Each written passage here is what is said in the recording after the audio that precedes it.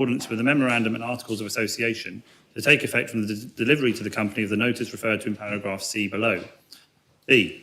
To appoint Jennifer Carnegie as an additional non-executive director and chair of SOJDC for an initial period of up to 3 years in accordance with the Memorandum and Articles of Association to take effect from the delivery to the company of the notice referred to in paragraph C below.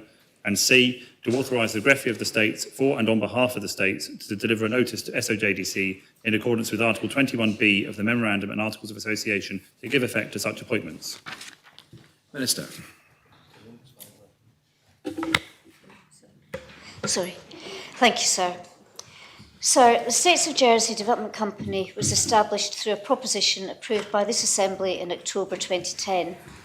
Today, I stand to recommend to this Assembly a proposition that will see 2 new non-executive directors appointed to the SOJDC board, one of which will also act as the new chair.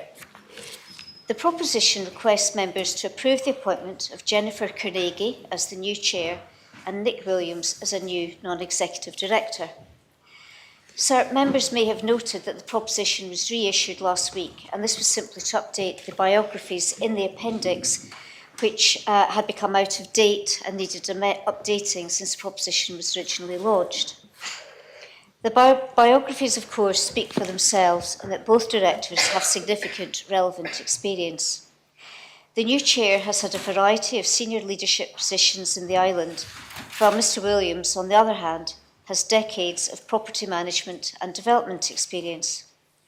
I am confident that both of the proposed new additions to the board will contribute greatly to the work streams that the company has in progress and future projects. We also, I venture to suggest, have to respect the independent and robust processes, the chair process in particular being overseen by the Jersey Appointments Commission, that has resulted in the proposed appointments of these candidates. Sir, the appointment of a new chair to any board affords the opportunity to recalibrate the vision and strategy of a company. The last year has seen the completion of the Horizon development and the latest office building addition to the International Finance Centre. Members will note that in the report it emphasises that I have asked the new chair, if the Assembly approves her appointment, to revisit ways in which SOJDC can work more closely with Jersey Property Holdings and government as a whole. This is designed with a view to building on the successes of recent developments and tapping into the experience and services that SOJDC brings for the benefit of the island as a whole. I'm conscious that members may rightly be concerned about the balance and diversity of the SOJDC board. I wish to assure members that the company's nomination committee, when making recommendations to me for all new appointments and reappointments, is required to have regard to the overall balance, composition and diversity of the board as set out in the board's charter. As the report accompanying this proposition sets out, however, should members support the recommendations, the board will be gender balanced between men and women and have an equal split between Jersey and non-Jersey resident directors.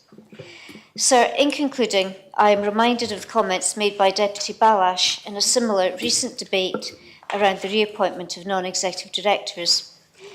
Deputy Balash thought that the Assembly had agreed that such appointments or reappointments to the board of SOJDC would no longer be required to be approved by the Assembly.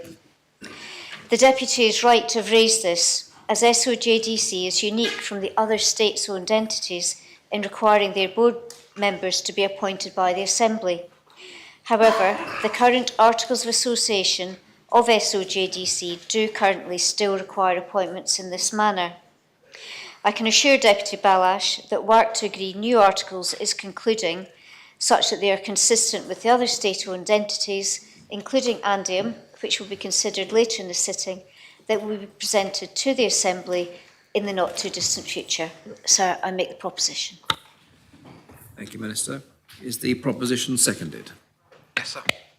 Does any member wish to speak on the proposition? Conatall St Lawrence.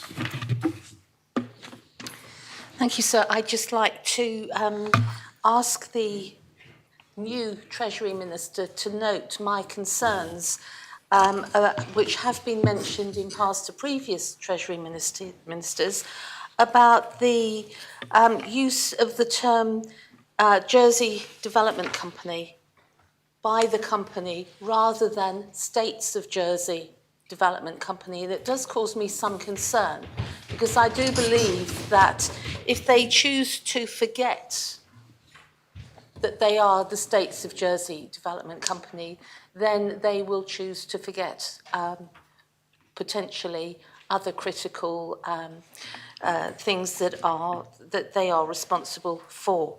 And I mention it as just to make this minister aware, particularly because in her opening words, she did say that she, as I understood it, she has told the potential new chairman that,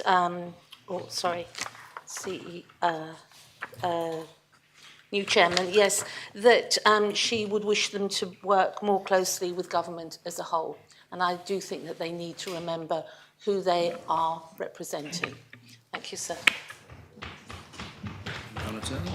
Deputy Alex Curtis.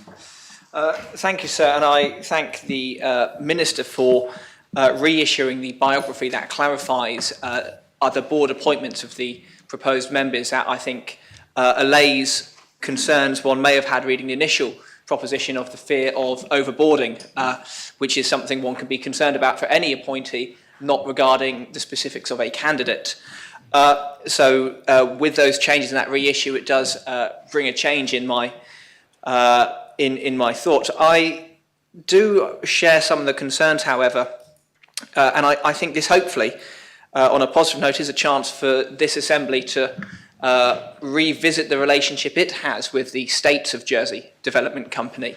Many islanders, I think, will often look at the work and the output of the States of Jersey Development Company and sometimes feel at a miss as to whether it either represents the island's identity, whether it is prudent, whether the company is focused in its operations. I think members might have been somewhat confused to see our development company running an ice rink last year, and maybe that showed a challenge. And I think we are owed, I think, a far better relationship as representatives of this island with the company enshrined with so much public visible land that offers such a chance for us, as the original formation of the company was, regeneration, for creating places.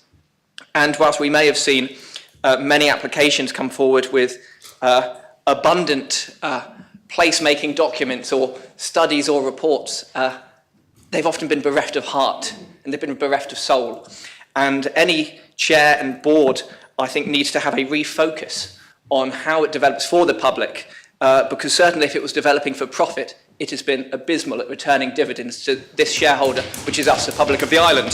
So I would love to hear from the Minister, summing up, how she intends to reshape that relationship. The assurances of a closer relationship with Jersey Property Holdings does not reassure me, personally. That actually concerns me, because greater amounts of land going to the States of Jersey Development Company I see as being under less scrutiny than land under government. And I certainly think when the opacity of the financial return and the socio-economic side, the social return to this island is so hard to join, I would want assurances that the Minister will bring everything ahead of this Assembly regarding those kind of discussions. And I think we really, as an Assembly, need a greater conversation about how we have a better relationship with what could be a valuable, trusted partner in delivering for the island. And I didn't hear enough in the opening speeches to reassure me that the Minister has a plan to work on that. So I would appreciate if she could reassure us that she is willing to drive with a new chair, with a board with new members, substantially new members, because of course we will appoint new non-executive directors in a coming sitting, or reappoint, aren't we? I think we need more. Yeah, this is a bit off the cuff, so I'm just trying to think. I really want that, and I want assurances that any chair, any board members are going to work against a directive set by this Assembly, and they are entering this with an open mind, and with a focus on delivering for Jersey in a clear and transparent way, and certainly consultative. Thank you, sir. Thank you, Deputy. Constable St John. Thank you, sir. I do share some of the concerns of the previous speaker, but I have absolutely no concerns in supporting this proposition. So, as stated on page 5 of the proposition, and as the Minister stated, part of the remit for the new chair will be to look at how the States of Jersey Development Company and Jersey Property Holdings can work more collaboratively. So I welcome that. I really do welcome that, sir. Jersey Property Holdings needs help and assistance, and I'm sure if we can work far more collaboratively with the States of Jersey Development Company, it will benefit the island and islanders. So on a personal note, I've worked with the candidate proposed as chair in 2 organisations. Firstly, at the Chamber of Commerce, and secondly, when I was chair of Jersey Business, Ms Carnegie was a non-executive director and took over from me as chair in that organisation. And she's proven herself to be a very capable individual with great leadership skills and also great change management skills. So I'd endorse the proposition and encourage others to vote in favour. Thank you. Thank you, Constable. Chief Minister. Thank you, sir. I'm prompted to say just a very few words. Firstly, to echo the views of the Constable St John, and I thoroughly endorse the proposition. We have 2 very high calibre candidates, and some comments Deputy Curtis made, which I think are poignant and important. And we must remember it is the States of Jersey, a development company, but where I think perhaps governments and this Assembly might have not neglected their duties and responsibilities, but not been as alive to them as they should, is to make sure we give a proper brief to the States of Jersey Development Company, a brief that is based not upon maximising profit, but delivering what the island needs. Of course, you know, it has to be financially sustainable. And I can say that the government will seek to improve communications to make sure that these bodies are following the policies that we put in place, especially in relation to homes and housing. Thank you. Thank you, Chief Minister. Deputy Tadia. Thank you, sir. I'm mindful of the fact that we need to speak to the fact of the appointment of these 2 individuals, not necessarily about everything to do with the States of Jersey Development Company. But insofar as members do have some areas of concern, it would be interesting for those members, when they are appointed or reappointed, to maybe be mindful of the thoughts of States members that are being raised during this proposition. So just to respond to a couple of things that have been said, first of all, I wonder whether it's any longer appropriate to call it the States of Jersey Development Company, because I think it was named during a time at which the States of Jersey was the government, effectively. The government of Jersey only came into existence very recently with the advent of ministerial government, and then, of course, a much more recent rebranding. And similarly to other ALOs like Andium or let's say Jersey Telecom. Jersey Telecom and Andium are not owned by the States of Jersey. They're owned effectively by the government. They provide functions on behalf of the government of Jersey, not on behalf of the Parliament of Jersey. It would be very strange, I think, now to have for the Parliament to have its own development company. And I think it would be strange for the Parliament to own a telecoms company or to own a Ports of Jersey. Those are actually functions of government. So that doesn't stop members from having thoughts about what those bodies should be doing. And I would ask for those new directors or the continuing directors to actually, and with guidance from the Minister, and it'd be interesting to see what the Minister has to say as the shareholder representative for that, sir, is that we have already a very crowded area where we've got bodies doing arguably very similar, if not the same, types of exercises. So certainly from the point of view of a member of the public or even traders, and I remember speaking quite recently to somebody based in Liberation Square, trying to find out actually whose jurisdiction, if I can call it that, sir, whose remit the particular area came under, because you've got property holdings on the one hand, and I would question what is the difference, or what are the overlaps rather, between what the States of Jersey Development Company do, what Jersey Property Holdings do. Add to that Ports of Jersey, of course, who are just a stone's throw away across the area. And if we want to, we can, of course, talk about Andium.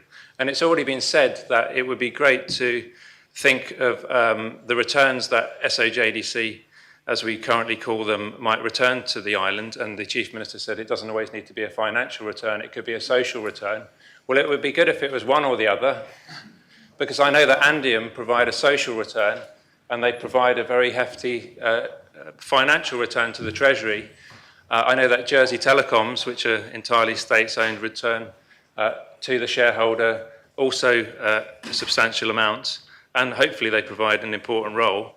And I think we do need to have that conversation about both the social and spatial return that SOJDC has for us, and possibly one day, because I think some of these directors are paid, if I'm not mistaken, about what kind of financial return the states of Jersey or the government of Jersey, but rather the people of Jersey might get for these appointments that we're making today. Lastly, I would just add, and it's probably stretching the remit, sir, but I would hope that the directors might take a personal interest in the project. We know that we have Liberation 80 coming up. We know that the Liberation Square area, the Weybridge area, are both important parts of the assets that belong to States of Jersey Development Company. And I would like to see a project in that area which actually maximises potentially not just the social good for that area, but in the longer term, the usage and potentially the financial good that might come from the rehabilitation, if I can call it, of Liberation Square and the Weybridge Place, which I think are vastly underutilised as they currently stand. Thank you, Deputy. I call upon the Minister to reply. Minister. Thank you, sir. So sorry, you didn't see my light. I thought you. I didn't know. I did have my light on earlier, and I thought you'd acknowledged. No, I didn't. Well, in that case, if you did, then you must speak. Yes, Dr. Rose. I do beg your pardon. Sorry, sorry, sir. Yes, I did just want to echo quite strongly the points made by Deputy Curtis and the Constable of St. Lawrence, and I think the single message that I take from listening to the other comments as well is that the Assembly is not keen on these appointments being seen as encouraging business as usual on the part of the SOJDC, that there is a strong desire, I detect, for a re-examination of the mission of SOJDC and its ability to deliver. And there's been, over a period that I've been in this Assembly, considerable disquiet expressed about some activities of SOJDC, the size of apartments in some of the developments, trying to justify apartments that have windows facing a cliff face. There's been disquiet about this what you might call the corporate attitude of SOJDC. And so what I would hope is that as part of these appointments, that the message would go out that the island is interested in reappraising that mission and seeing more. And I'm encouraged by the comments of the Infrastructure Minister and the Chief Minister, who both talked about looking at the integration of SOJDC with other functions like property holdings, but also perhaps Andium and ports, who are also developing projects on state-owned land, and that we can see a more coherent and a more public good focused approach. So I just would make those comments in relation to the appointments, that they should be seen in that context. I call upon the Minister to reply. Minister. Thank you, sir. Thank you to everybody who's expressed views. Constable St. Lawrence, I hear your concern and I will pass that on. I suspect it's simply the name of the company as an incorporated entity. I'm sure is still States of Jersey Development Corporation, and they have adopted the snappier Jersey Development Corporation for the sake of branding and how it looks. And as I think the Deputy mentioned, we've had similar rebrandings in government. I will mention that to them, but there will be a cost to rebranding back the other way. I've no doubt that the board members will be listening to this debate and to the comments that have been made. I intend in the short term that I've been Treasury Minister, I have met with the Chief Executive and subsequently briefly with some members of the board of SOJDC, and I will take all these points back to them. There's always going to be a balance between, we have to remember that they are competing with the private sector. can we compete with the private sector by building flats that other people couldn't do on an affordable basis? Do we want a return or do we not want a return? These are things that have to be addressed. And there's already conflicting views where Deputy Taddy would like land at Liberation Square and the Weybridge to be used to benefit. Deputy Curtis doesn't want it to be an ice rink. The ice rink, I believe, was on their land and it was incredibly popular. They had very good attendance at that, and I do believe they intend to repeat it this year. Such was its popularity. And again, I think it didn't totally turn a profit because of the storm, but there is every indication, had it not been for the storm, it would have been a very profitable enterprise. I will take all of these comments back and we'll discuss them with the board at the next time I meet them. I've decided, given the fewer Assistant Treasury Ministers, I will meet with the States-Owned Entities Boards regularly myself, and we've already started doing that, and I intend to continue that for the rest of my term. So I hope, so I can only just finish again by encouraging members to vote for the proposition. Thank you. In that case, the appeal has been called for.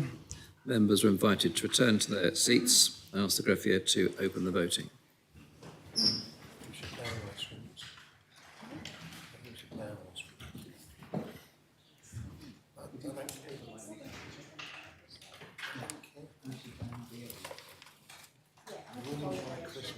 If all members have had the opportunity of casting their votes,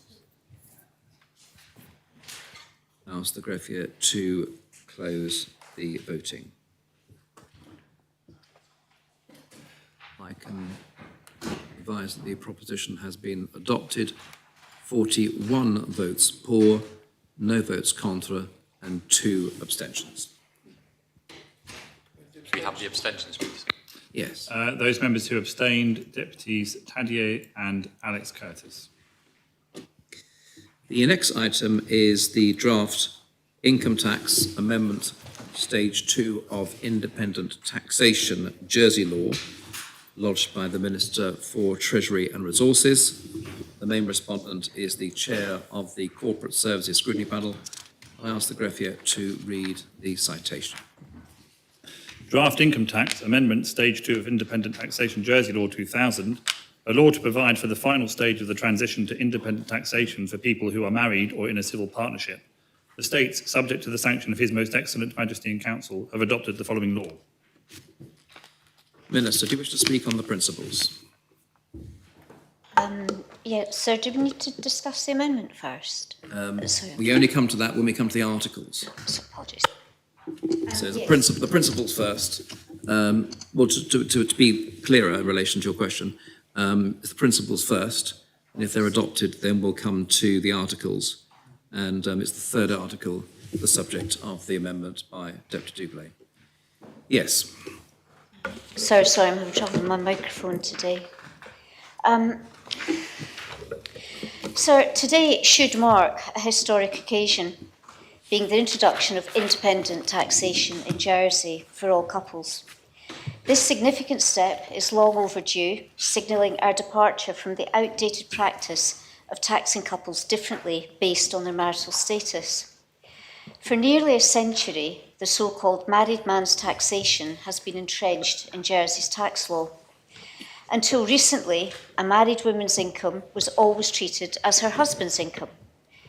The husband was responsible for filing the annual tax return, and the tax liability rested solely in his name.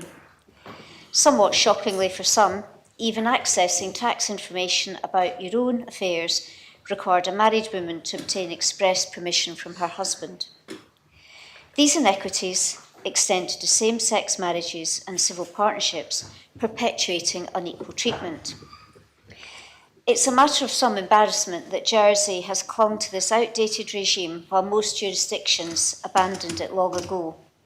Such practices raise questions about our commitment to equal treatment for islanders and potentially allow situations of coercion within marriages to persist.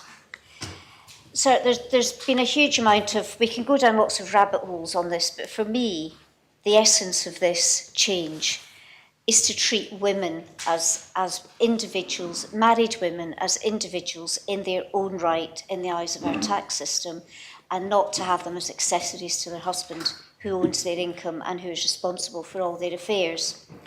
That is really the essence of what we're trying to do.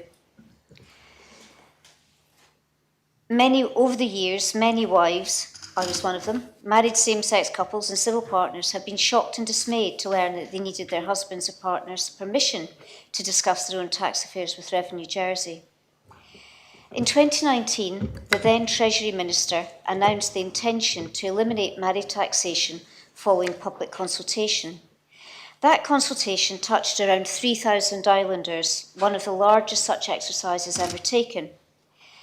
Most respondents to those consultations said that treating married and unmarried couples differently was unreasonable. Independent taxation was the preferred alternative of the majority, which I think was almost 2/3. Preparing to remove these outdated rules from our income tax system has taken years of effort, but we are well on our way to completing these changes. In 2021, the States Assembly agreed to a phased introduction of independent taxation, with the first stage implemented in 2022. Since 1st of January 2022, anyone marrying or arriving in Jersey as a married couple is already taxed independently. Additionally, some 1,000 couples have voluntarily switched into the new regime.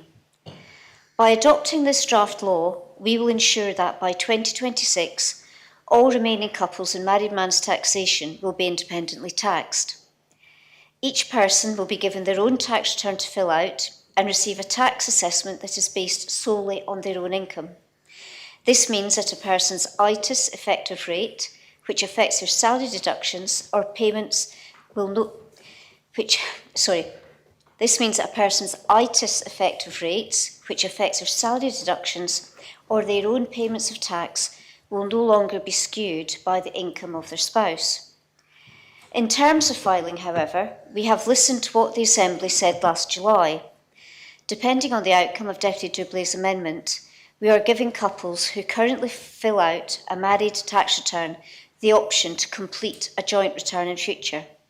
This joint return will be very similar to the current married tax return. However, even when spouses choose to file jointly, they will still be taxed individually and independently.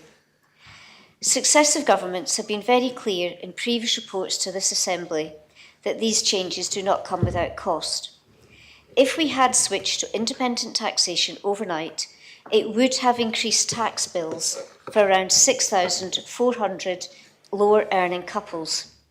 Since the earliest days of the project, this impact has been considered the most significant obstacle to implementing independent taxation and has always been at the forefront of successive administrations' minds.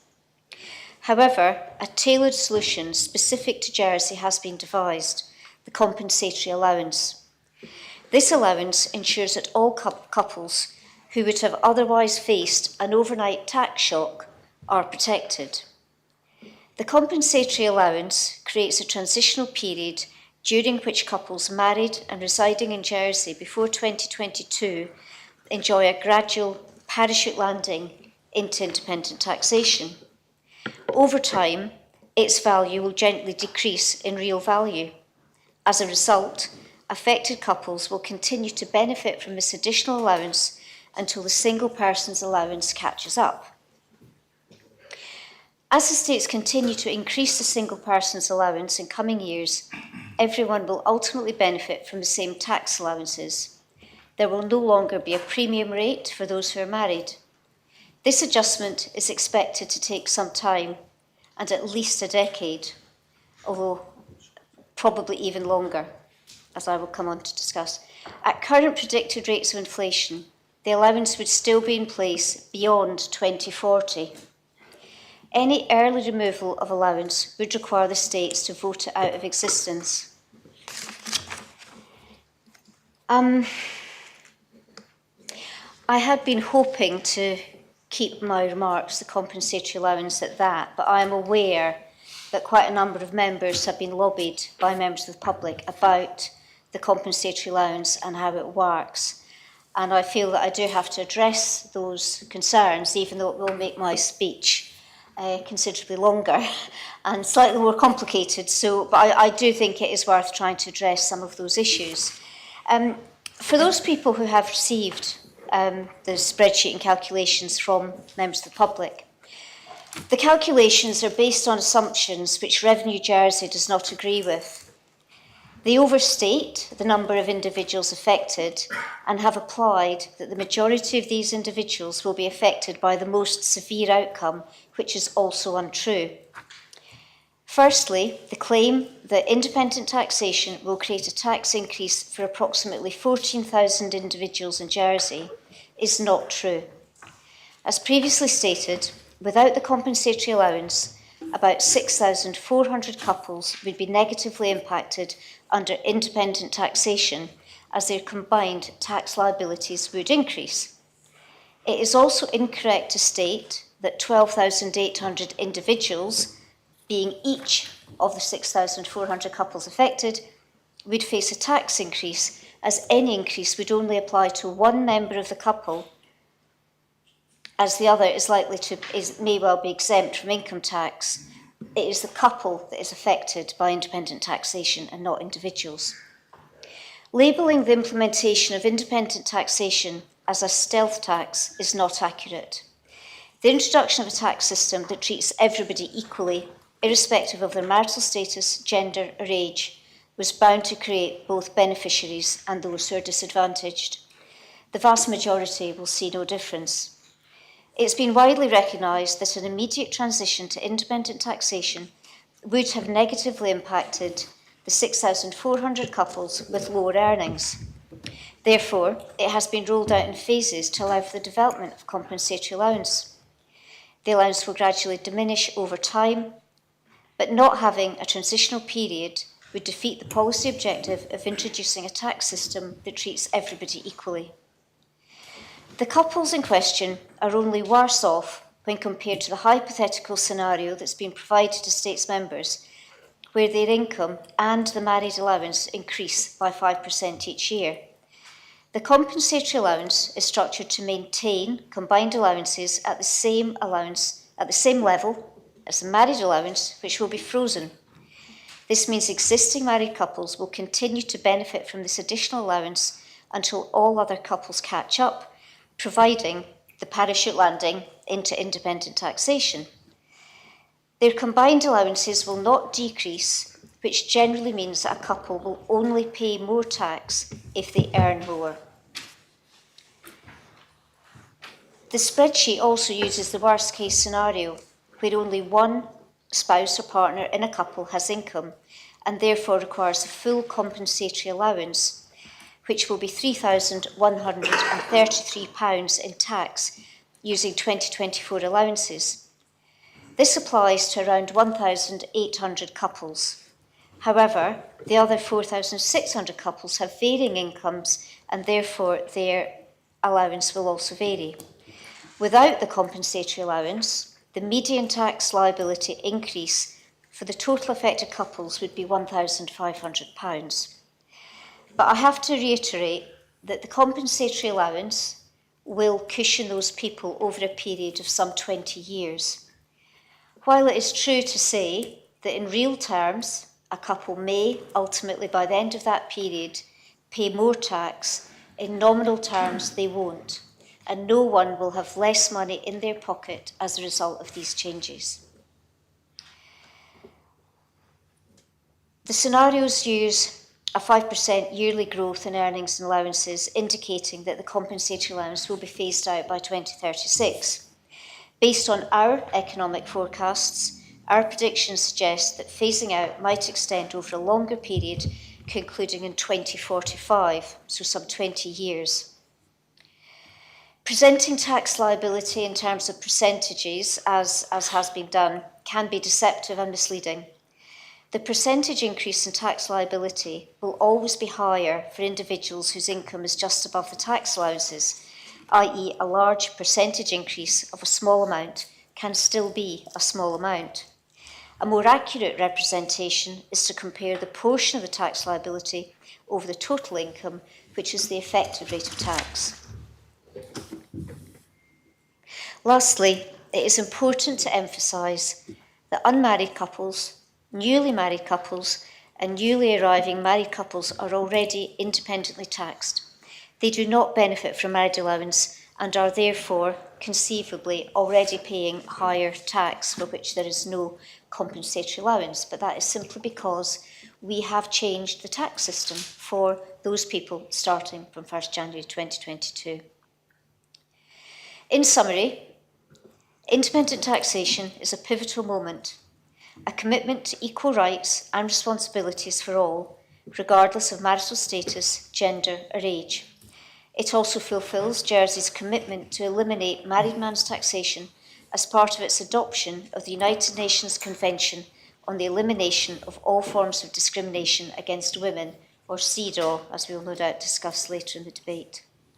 Sir, in closing, I would like to acknowledge and thank the many deputies, current and past, who have taken an active interest in the development of legislation and helped us get to this momentous day.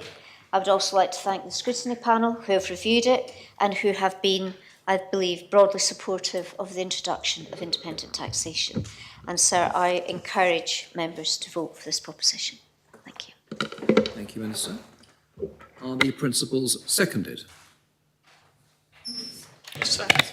Does any member wish to speak on the principles? If no member wishes to speak on the principles, those in favour kindly show. Thank you. The principles are adopted. Deputy Miles, does the Corporate Services Scrutiny Panel wish to scrutinise this matter? No, sir. Minister, how do you wish to propose the articles in second reading? Do you wish to propose the first two articles and then come on to the third, in relation to which there's an amendment? Yes, sir. Thank you. So you propose the Articles 1 and 2.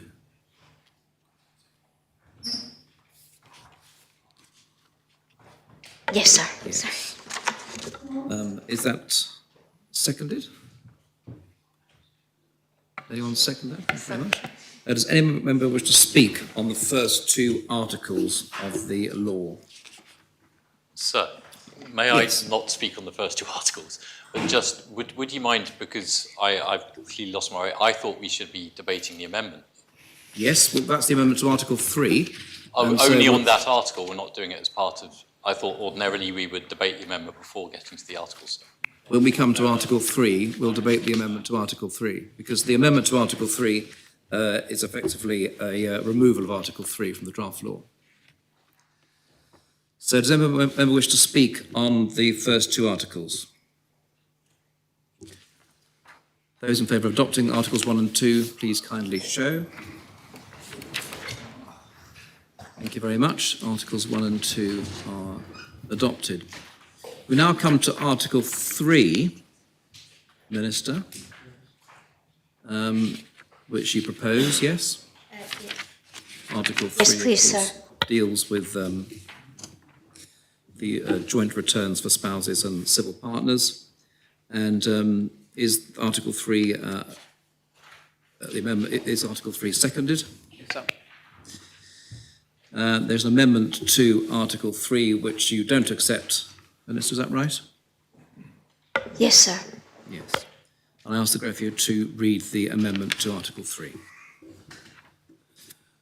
Page 18, Article 3, delete Article 3 and renumber the subsequent articles and cross-references accordingly. Deputy Dublé, do you wish to speak to your amendment?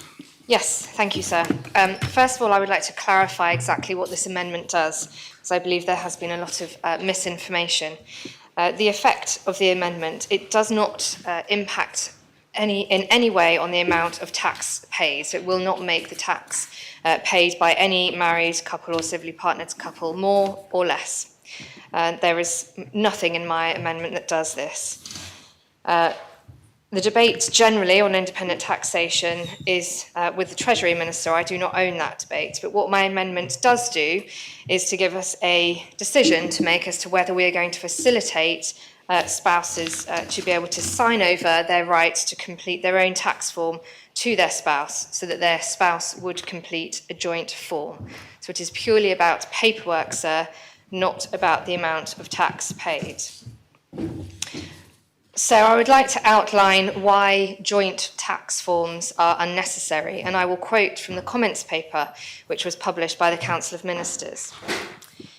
This comments paper stated, "It is important to note that regardless of whether this amendment is adopted, individuals retain the fundamental right to authorise a third party to prepare their tax return on their behalf.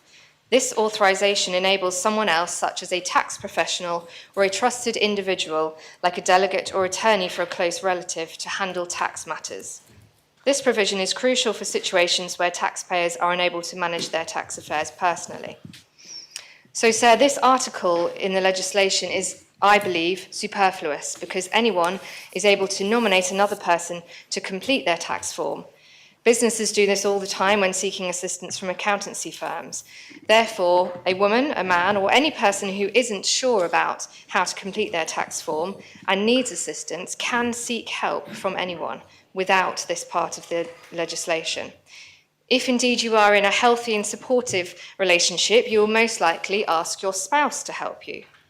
The same effect can be achieved without this part of the legislation.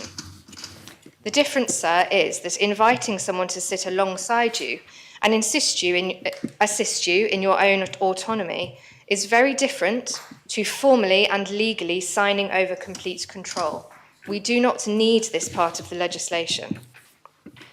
I will now outline why joint tax forms can be, in some cases, problematic.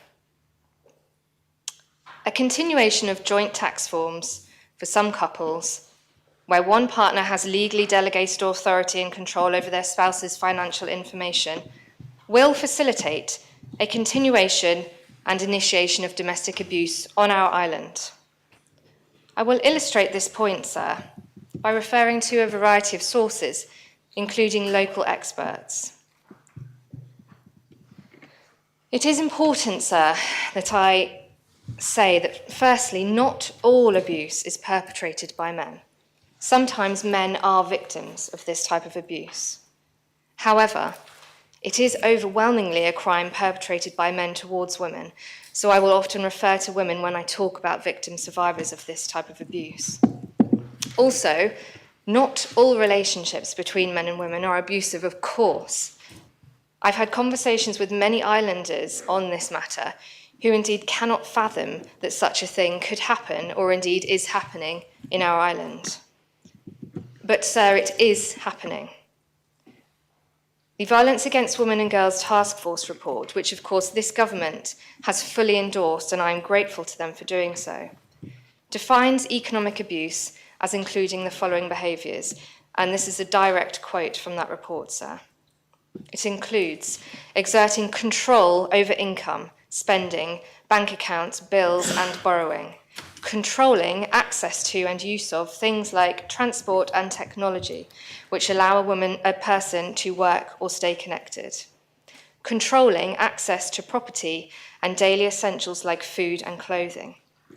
Economic abuse is a form of coercive and controlling behaviour. It can continue long after a victim survivor has left their partner and can have lifelong effects. Economic abuse is rarely perpetrated in isolation, so it usually occurs alongside other forms of abuse. These types of abuse can include physical abuse, emotional abuse, psychological abuse, and sexual abuse.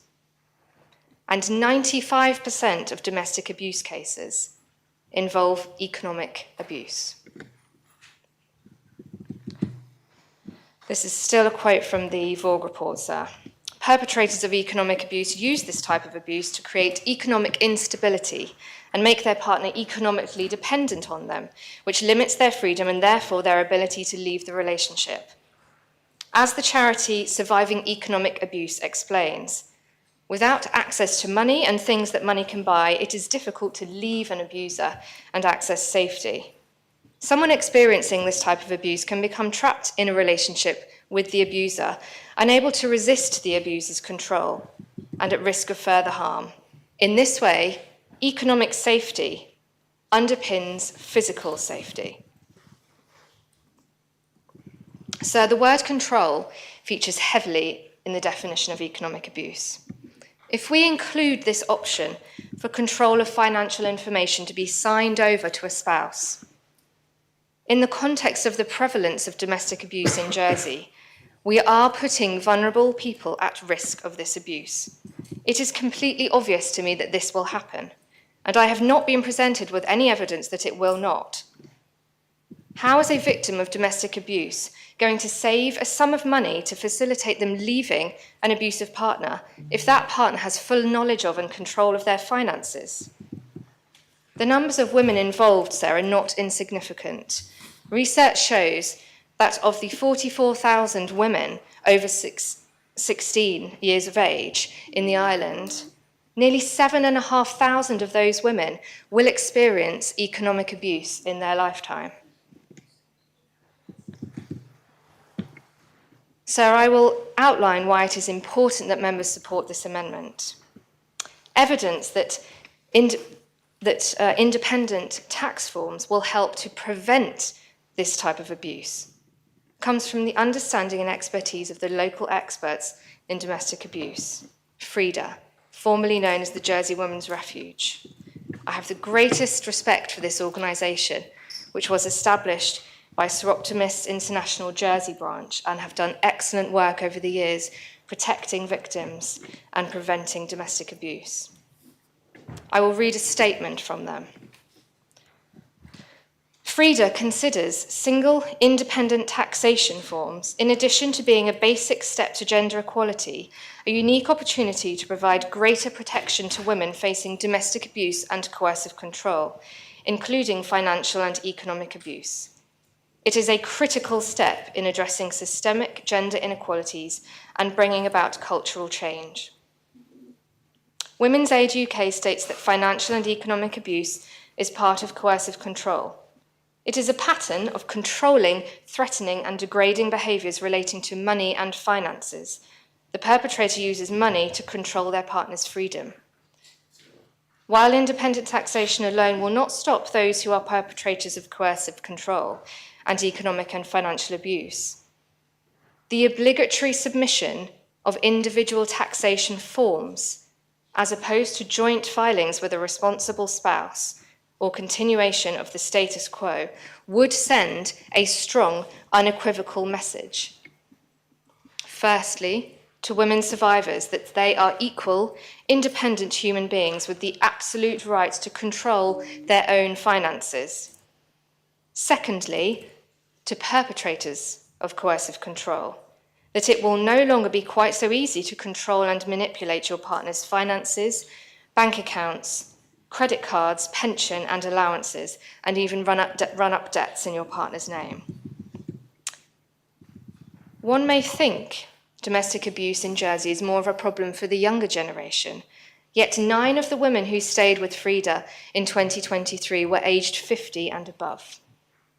The VORG and UK statistics show that awareness raising is urgently required to assist people in understanding coercive control and economic and financial abuse in order to both report and prevent it. Once you understand it, you can spot the behaviours of victims who will try to hide it, especially from family, friends and workmates, out of shame and fear.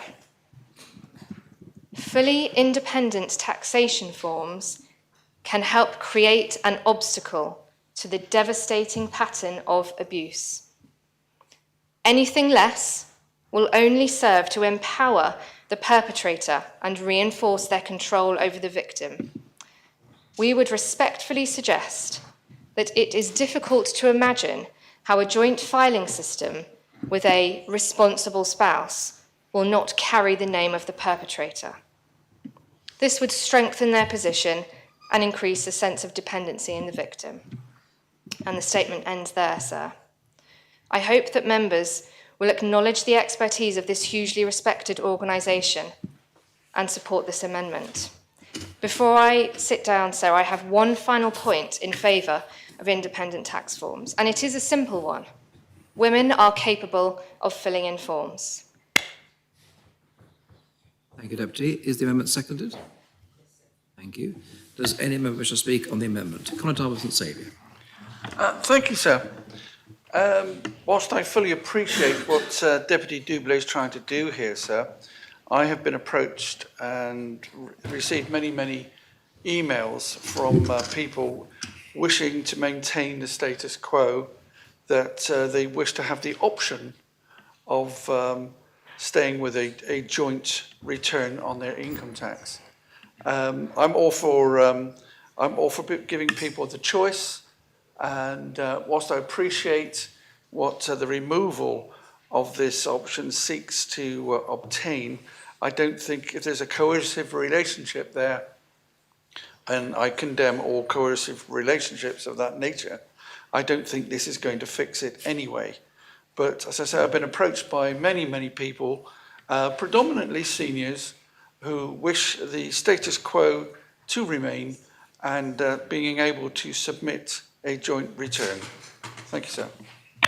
Thank you, Conrad. Yes, Minister. Thank you, sir.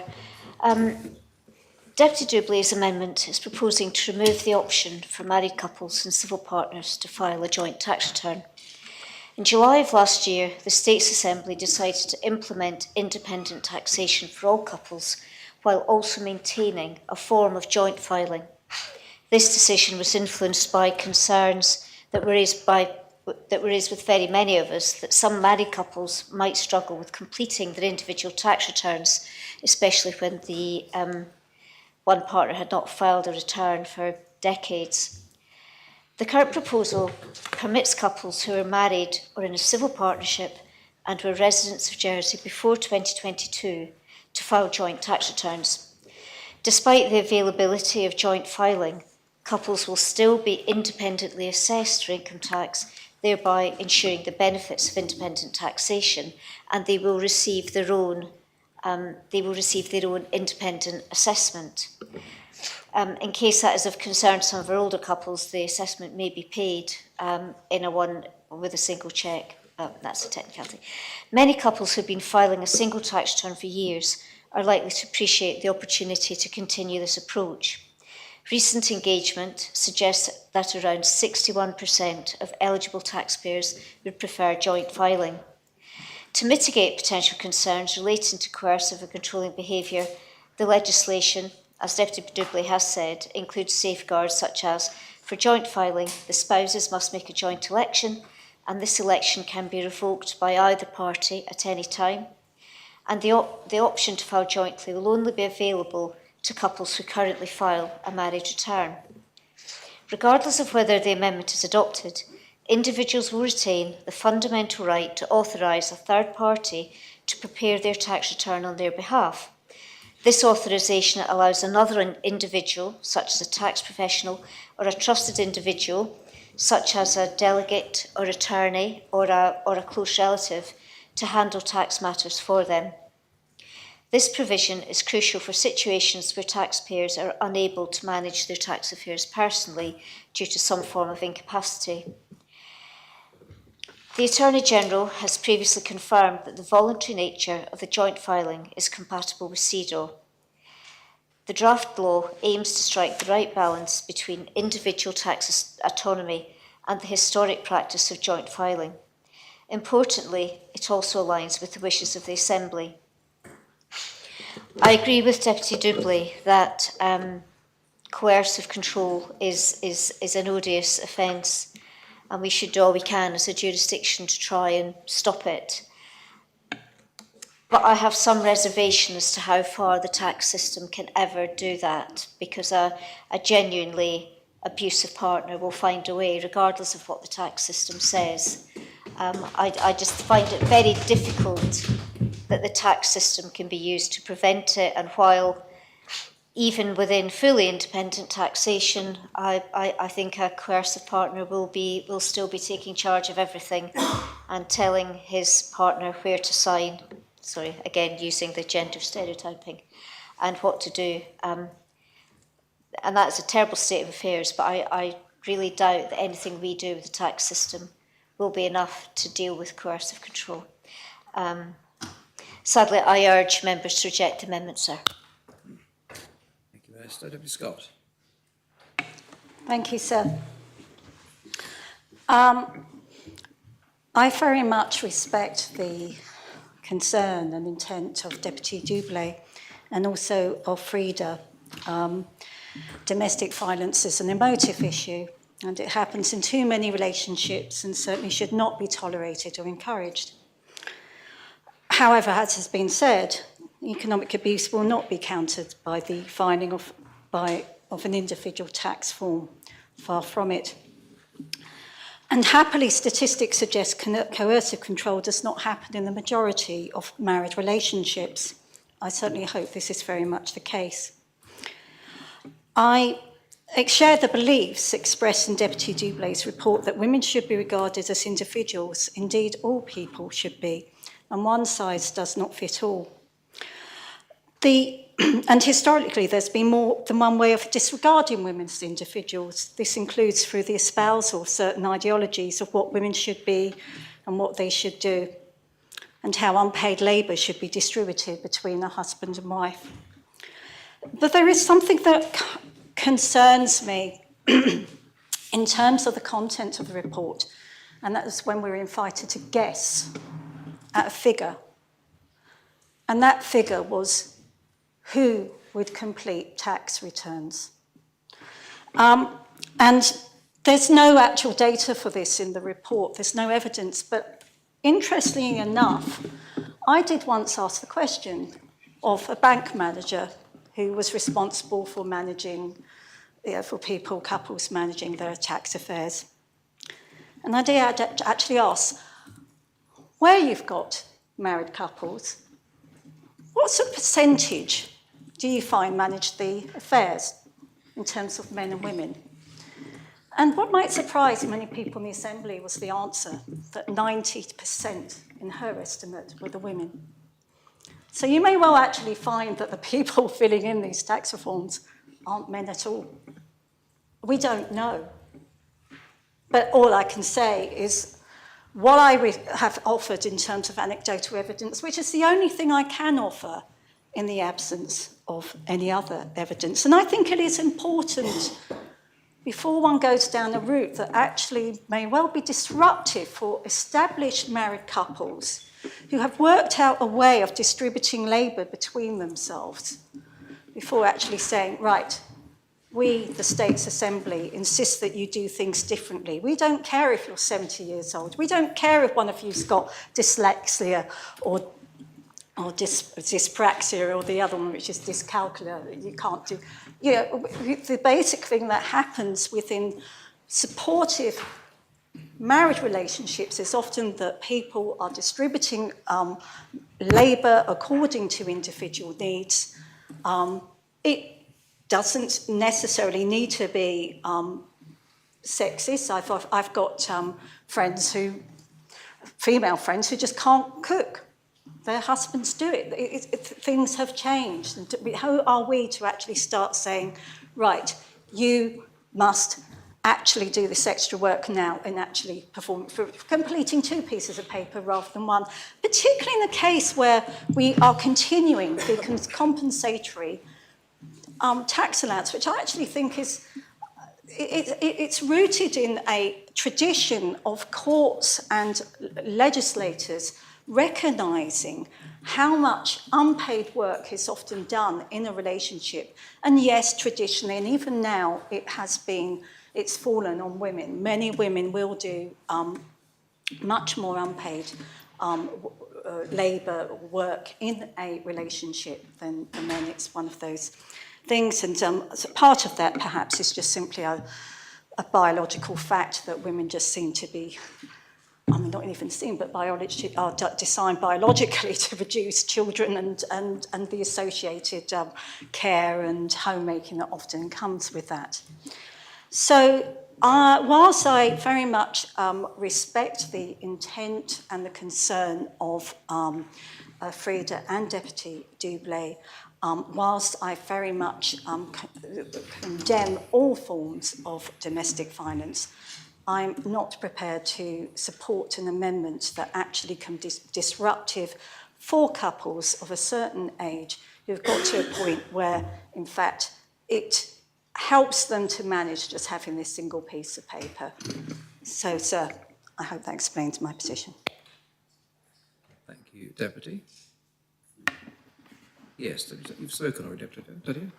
No, it sometimes feels like it, doesn't it, sir? But, Sorry, no, I've promise put you, your name down and ticked. Obviously, you haven't. Sorry, I do promise. apologise. I've spoken at least once today, sir, and that's enough for No. for the rest of the month.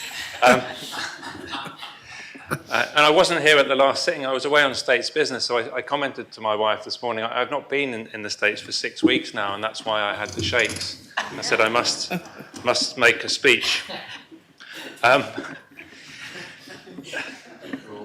I've got to be careful of what I say to my wife, because I do live in fear sometimes.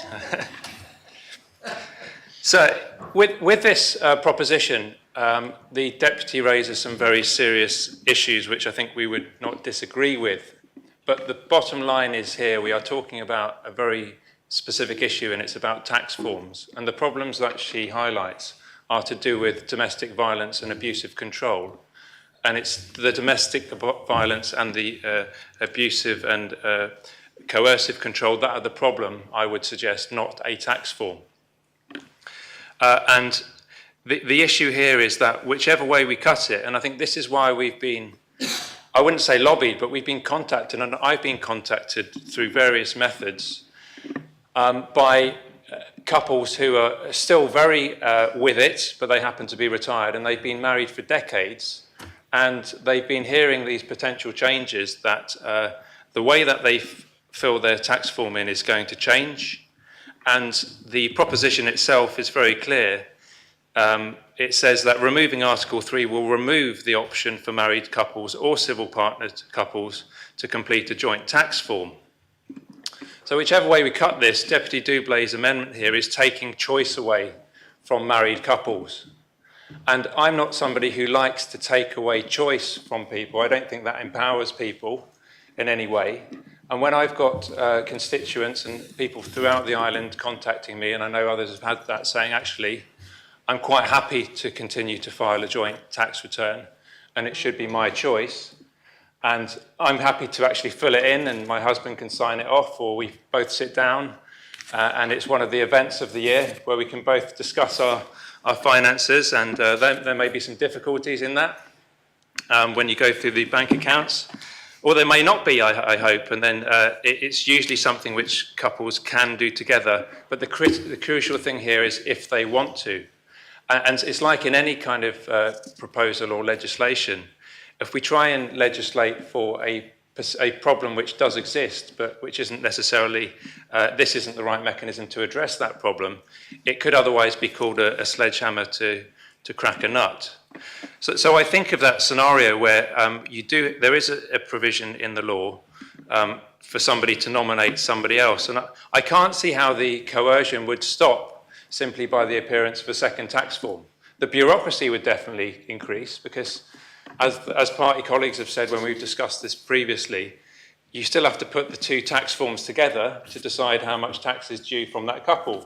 So it increases a lot of bureaucracy. And I suspect if somebody's in a coercive relationship, the first thing that coercive partner would want to do to the other partner who is being coerced is, let me see your tax form. Let me see if you've submitted it correctly.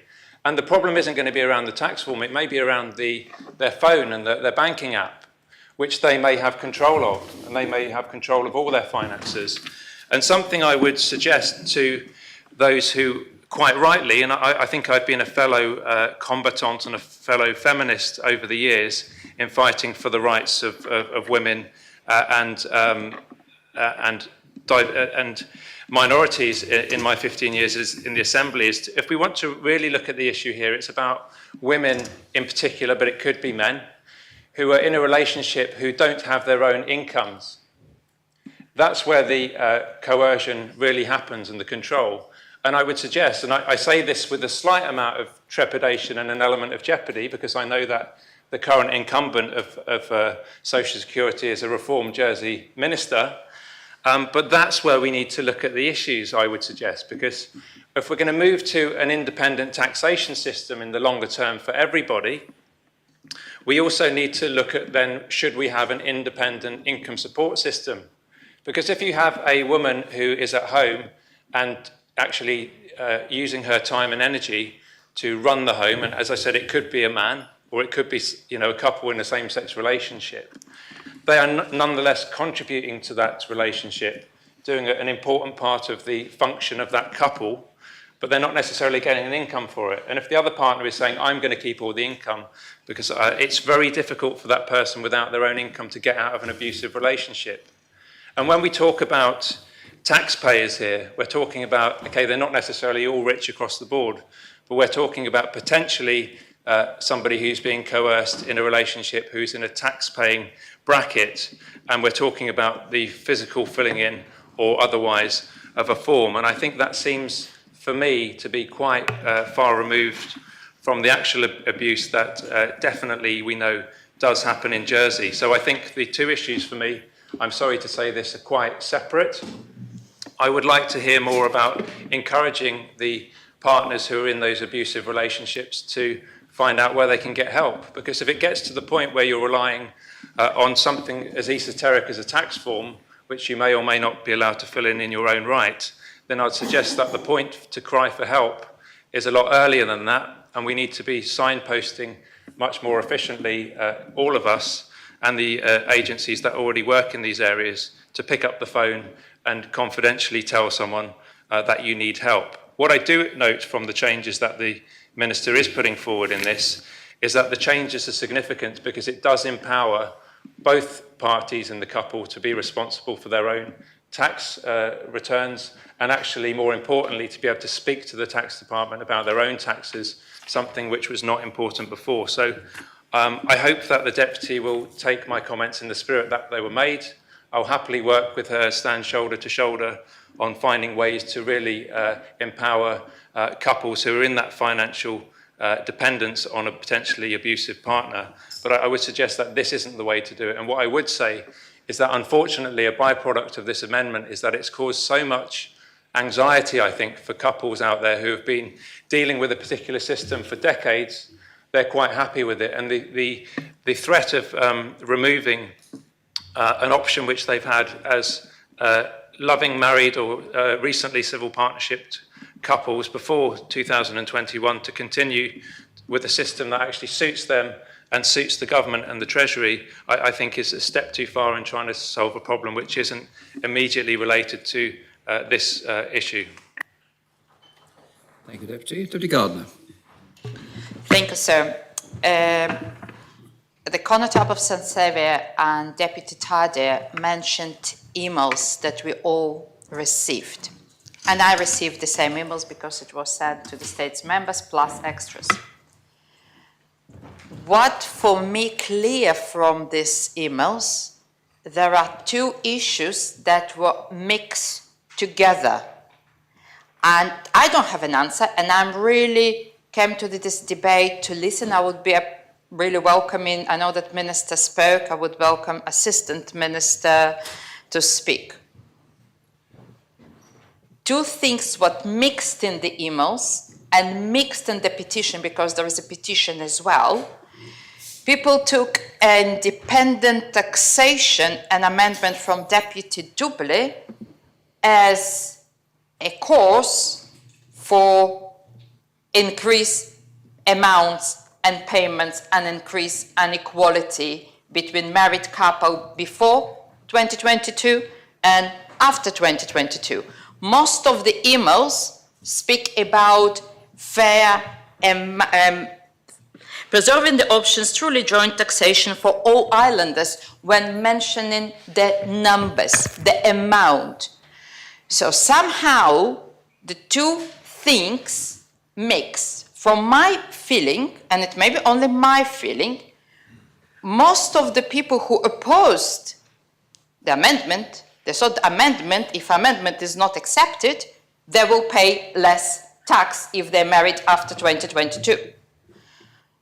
There is a big difference and big inequality between married couple before 2022 and after 2022. We're talking about thousands. At least this is what was presented, and now this is why I'm asking if the Assistant Minister or somebody from the Council of Ministers can give this clarification.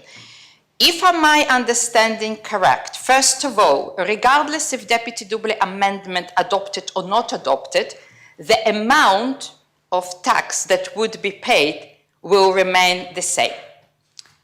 Second question, if I understood correct, the paper forms, it still needs to be one paper for wife and another paper for husband, and they will be joined together and it will be another paper submitted. It's not one form for two people, it's two forms that will be brought together. You still need to fill the two forms. If my understanding is not correct, I will be happy to correct it. Again, I'm asking this question because I generally got very lost with, it will be looked as a joint taxation, but you still need to fill the forms. If not, it would be important to be corrected.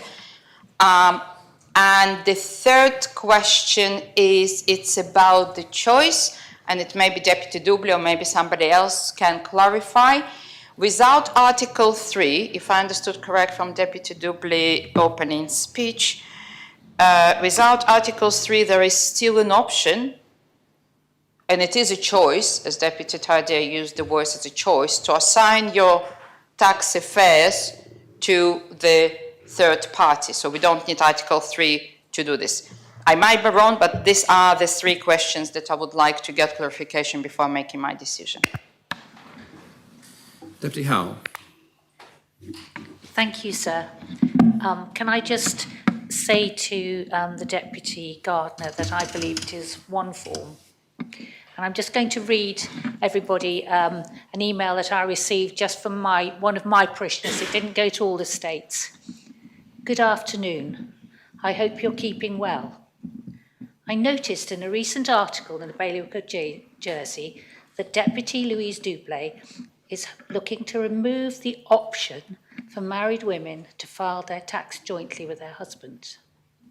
Whilst I understand the reasoning behind taxing married couples separately, I, for one, do not see why a married woman can't decide for herself whether she is taxed separately or jointly with her husband or partner. Having been married for 25 years and not too far off retirement, I do not want to change the way I'm taxed and strongly disagree with taking away the option to choose for myself. And I'm sure there will be many more in agreement with me. I do not want to be forced into this change. Would be grateful if you would highlight this to Deputy Double, the fact that some women and partners still want to have the option to make their own decision regarding their tax. Thank you, sir. Thank you, Deputy. Does any other member speak on the amendment? Deputy Kovacs. Thank you, sir. I will start by referring to Deputy Double's speech. I have great respect for FRIDA and similar organizations as well, and I resonate strongly with the aspects raised into the VOG report, but I don't think the aspect of independent versus joint filing of tax has been fully understood by all parts. Although it might be seen as having fully independent taxation as making someone fully financially independent, this is not entirely true. As if a partner will want to coerce you into a financial dependency, this will be done at cash and bank account levels already, and partners insisting to see their bank accounts anyway, so filing tax forms independently, it won't prevent this. A tax form alone doesn't equal economic abuse.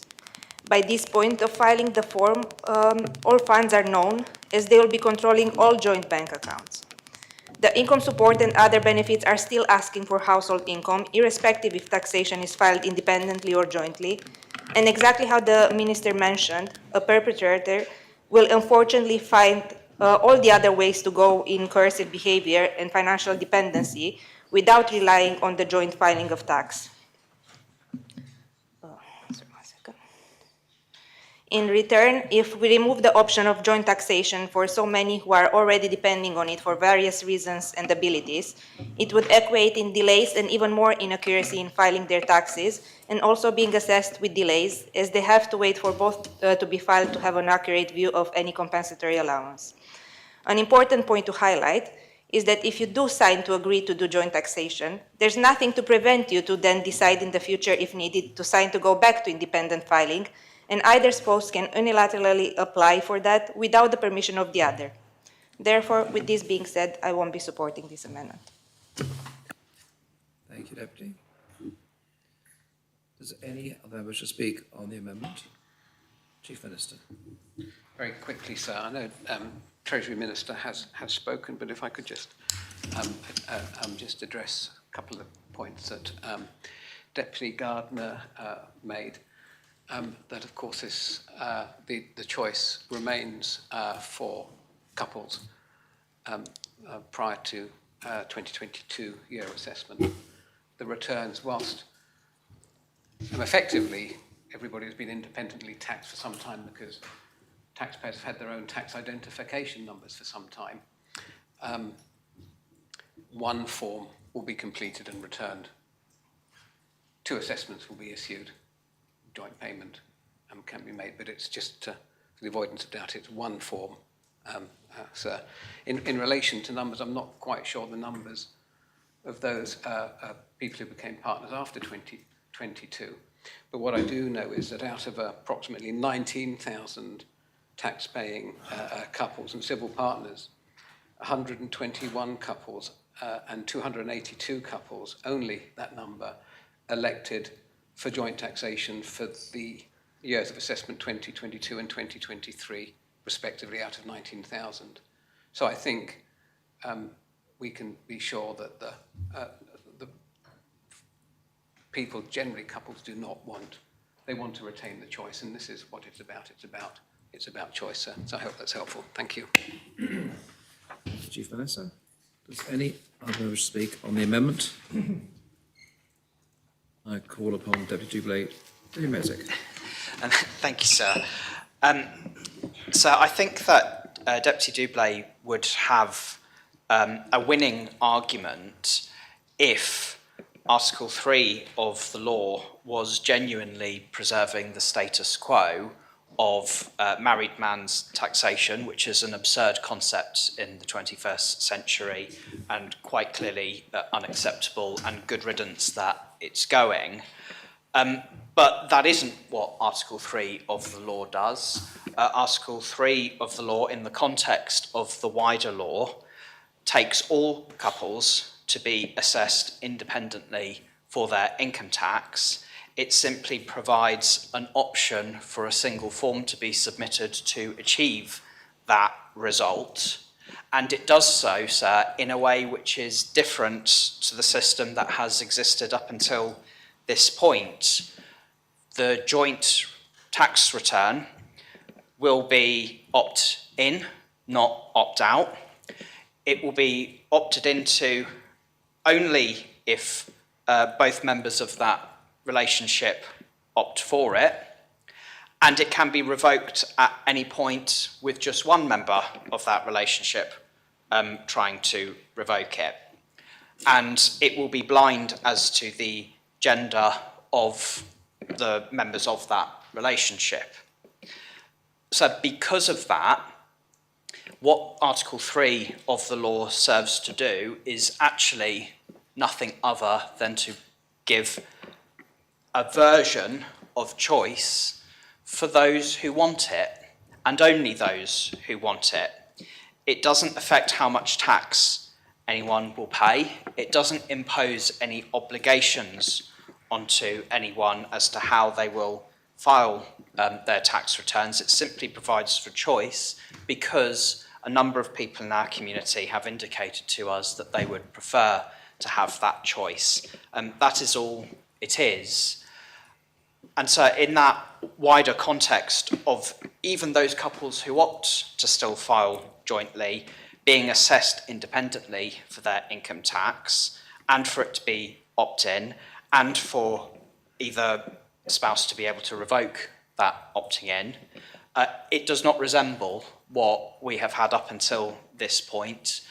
We've received advice that it's CEDAW compliant, and it provides much greater safeguards against coercion and abuse than have existed up until this point.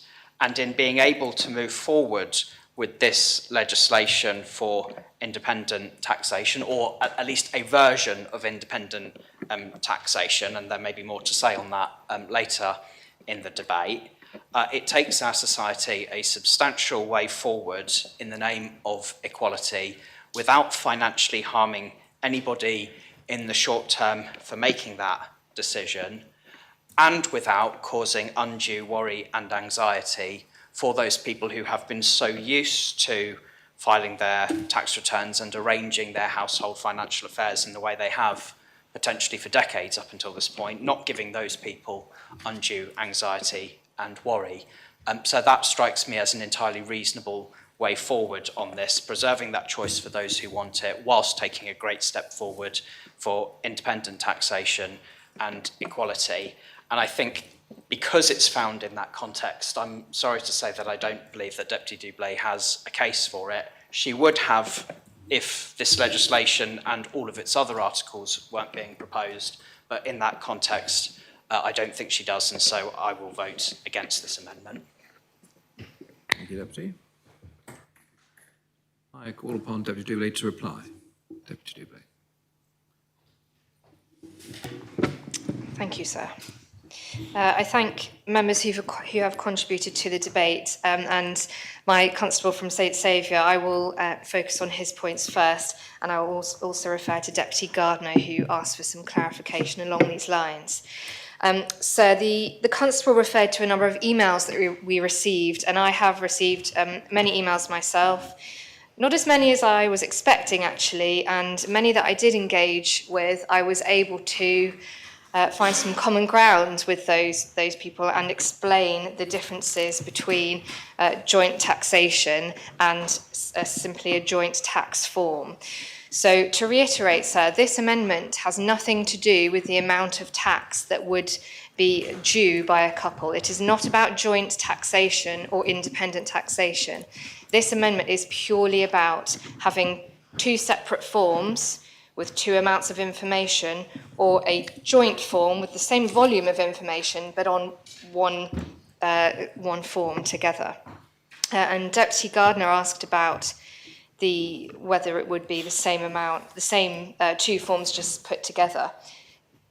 No, not simply, but it would be the same amount of information. It doesn't actually create any, it doesn't actually reduce any labour in terms of the amount of information that will need to go on a joint form. It won't reduce the time taken to fill a form in. Sir, the Minister mentioned that the in-principle debate on this was passed by members, and I want to remind members that it passed by just one vote. And since that debate, sir, we have had the Vorg Task Force report, and all of the evidence that I presented from it should compel members to support this amendment. So the point I made about the continuation of the spouse filling in the form, and the Minister mentioned this, I want to reiterate that as well. A spouse can still do this. A spouse can still ask their husband or wife for help with filling in their form. In their own autonomy, they can invite that help in. I do not believe that the safeguards in the law are sufficient to protect from abuse, which is why I am seeking to take this part out. I find it really difficult to see how the safeguards will work, and I do not want to facilitate any type of abuse. Deputy Scott mentioned that domestic abuse is a motive, and it is indeed, but my approach here, sir, has been an entirely rational one throughout, backed up by plenty of evidence. The deputy guessed at who might complete tax returns, and she quoted an anecdote from, I think, somebody who worked in a bank, that they estimated 90% of tax forms were filled in by women. I have seen nothing to back this up, and I would not base a decision on this. I would, however, sir, look to experts such as the charity named Surviving Economic Abuse, whose research has found that this type of economic abuse happens to 1 in 5 women. Deputy Tadyer, first of all, it sounds like he has a lovely relationship with his wife, and one that we can all aspire to with our spouses. And I wish that all relationships were that healthy. But indeed they are not, sir. It does not take away choice. Again, I must reiterate, as the Minister's comments stated, in a healthy relationship, there is still the option to nominate your spouse to fill the form in. The Deputy describes behaviours that a coercive spouse would display, and he spoke about them saying, let me see your tax form, etc., and that this was going to happen anyway. But why on earth, sir, would we want to write this behaviour into our legislation? I do not understand why we would want to do that. One thing I do agree with Deputy Tadger on, I think we need to look at other areas, and I really would like to work with him on that. I think there's a lot more that needs to be done in terms of preventing this type of abuse. Deputy Kovacs, no, this amendment, even if it is successful, it won't eradicate economic abuse. It will create a barrier to cases happening. And so I respectfully ask the Deputy, if she's genuine about tackling VAUG, I would ask her to break from party lines and vote to support this amendment in line with her stated principles, because it will create a barrier to economic abuse. And I will repeat a line from Frida. These are not my words, these are from Frida. Fully independent taxation forms can help create an obstacle to the devastating pattern of abuse. Anything less will only serve to empower the perpetrator and reinforce their control over their victim. And so points raised by Deputy Mesef and the Chief Minister actually reinforces my point about people not accessing their veto power or the mechanisms available for whatever reason. The ability to opt out is no safeguard at all. Some members have talked about choice and said domestic abuse victims do not have choice. We must protect them. One quote from the VAUG report was from a victim survivor, and it reads, "It still feels like government and authorities want to sweep our experiences under the rug and ignore it." Well, sir, I will not ignore it. I will not be silent. I will give voice to these victim survivors, and I will continue to do everything I can to eradicate abuse of all forms. What I do need is for members today to hear my voice, amplifying the voices of the victims, to see and acknowledge the many, many victims of abuse in our island, and to take action. It's a small action, but it is a positive action that will prevent some women being abused. Sometimes the right thing to do is not always the easy thing, but this is quite simply the right thing to do, sir. I ask members to support the amendment, and I ask for the appel. Thank you, Deputy. The appel has been called for. Members are invited to return to their seats.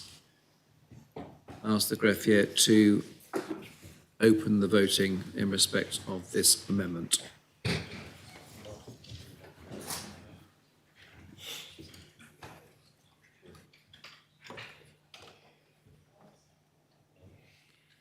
Before members have the opportunity of casting their votes, I ask the greffier to close the voting.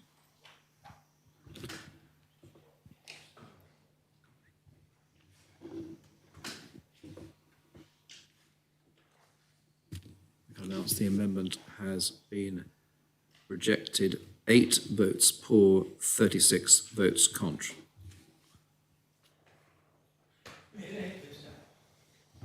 Yes. Those members voting for, Deputies Doublé, Gardner, Moore, War, Miles, Wilson, Stevenson and Andrews.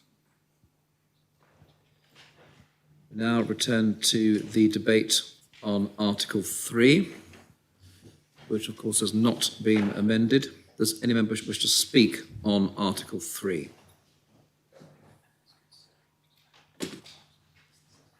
If no member wishes to speak on Article 3,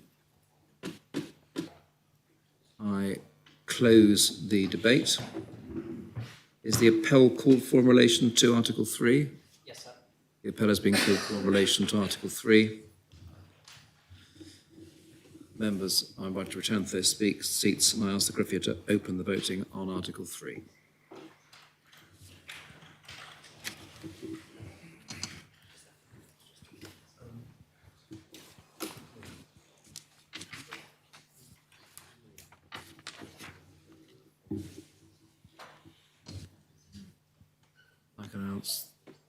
Secretary to close the voting. And Article 3 has been adopted. 43 votes for, no votes contra, and no abstentions. Minister, we return to the articles. Articles 4 to 20, including the schedules. Do you wish to propose them en bloc? Yes, please, sir. Do you wish to speak to those articles? No, sir. Are the articles seconded, the balance of the articles? Yes, sir. Does any member wish to speak on Articles 4 to 20 in second reading?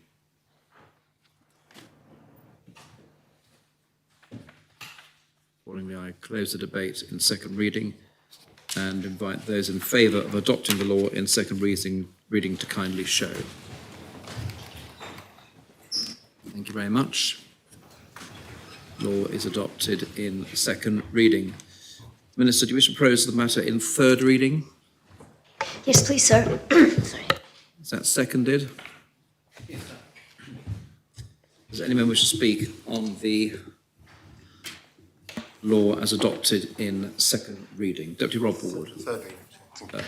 Well, as you're speaking up on the law as adopted in second reading, Sorry. in third reading. I was just wondering, I was just making sure I was getting up at the right time, sir. Oh, yes, you are. It was your last chance, actually. I so just wanted to say whether very now or briefly, never. sir, that independent taxation is something we've needed, and it needs to make sure it's equitable as well, and that people aren't disadvantaged because of their earnings, and I think there are some protections in place. But what I would like to see, sir, in the future is an area where there is certainly issues is around the area of social security and household claims. And I think we would move forward as an island if we moved those to individual claims to social security. That would give independence to people who are very reliant upon and do not have the economic power that perhaps those who have more money do have. So I think that inevitably in the future, the independent taxation, independent claims of social security must go hand in hand if we're genuinely going to address also abuse in relationships, because too many of the, as you look at the report that was produced when I was previously chair of a scrutiny panel, we had examples where it was in social security and it was often men were leaving the household, and it was the women in the household who were there to pay back the overpayments. And so these are issues that need to be addressed in the future as well. So, and I hope that in the coming years, there will be a government at some time that will do that. Thanks. Thank you, Deputy. Does any other member wish to speak on the laws adopted in second reading? Deputy Mezek. Thank you, sir. With the articles adopted as they have been, including with Article 3 preserved, we have before us a sensible way forward that will make our tax system better, simpler, and provides a way forward in the short term that is acceptable.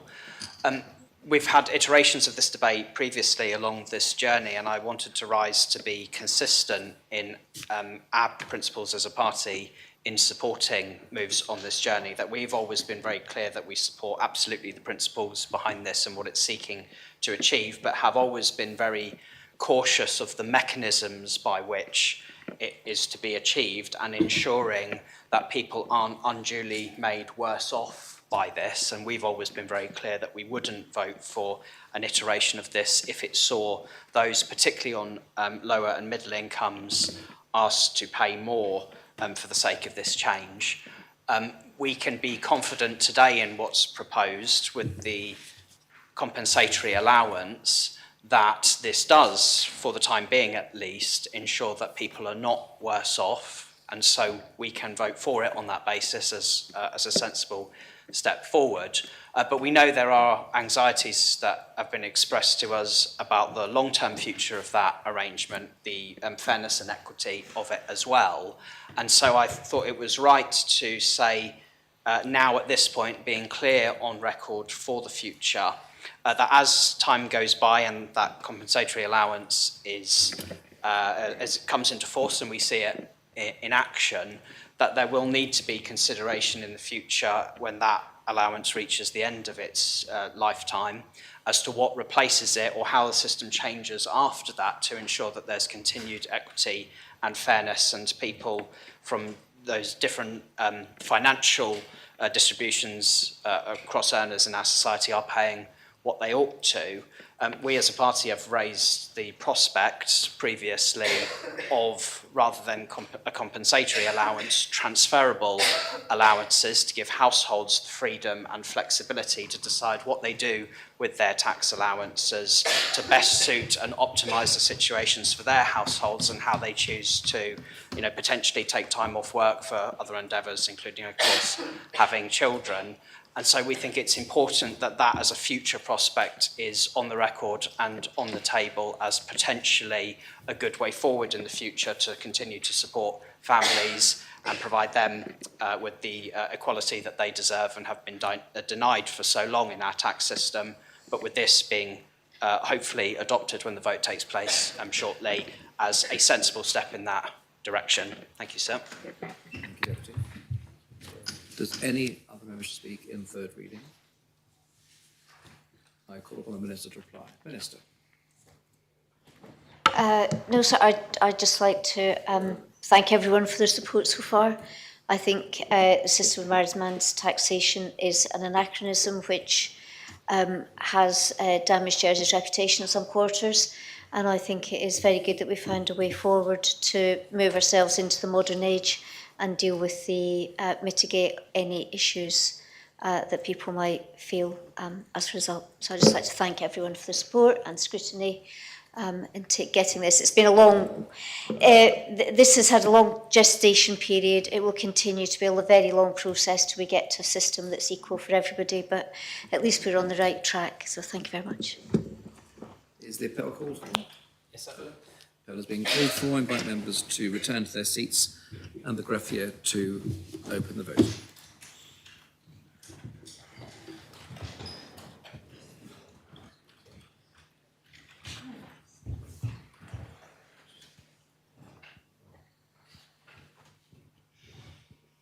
If all members have had the chance of casting their votes, I ask the greffier to close the voting. And I can announce that the law has been adopted in third reading, 44 votes for and no votes contra or abstentions. The next item is the Controller and Auditor General Board of Governance, appointment of member lodged by the Chief Minister. The main respondent is the Chair of the Corporate Services Scrutiny Panel. I ask the greffier to read the proposition. The States are asked to decide whether they are of opinion, in accordance with Article 2.2 of the Controller and Auditor General Board of Governance Jersey Order 2015, to approve the recommendation of the Chief Minister and the Chair of the Public Accounts Committee to appoint, for a term of 5 years, Mr. Peter J. Pitchler as an independent member of the Board of Governance of the Office of the Controller and Auditor General. Chief Minister. Thank you, sir. In September 2023, the CNAG Board of Governance requested that an additional independent member be appointed, sir. Just for members' information, the CNAG Board of Governance holds to account the CNAG for the public funding allocated to the Audit Office, sir. Accordingly, a formal recruitment process was undertaken in accordance with the Employment of States of Jersey Employees Law 2005, and following the guidance issued by the Jersey Appointments Commission. The role was widely advertised on the States of Jersey website, the Jersey Audit Office website, the MyConnect, a Bailiwick Express, a job website, so if I can give them a bit of free advertising, BL, Global and LinkedIn. 4 candidates applied for the role. Following consideration by a panel comprising of the Chair of the Jersey Appointments Commission, the Chair of the Controller and Auditor General Board of Governance, the Chair of the Public Accounts Committee, greffier, and on behalf of the then Chief Minister, the Assistant Minister for Social Security, Health and Social Services.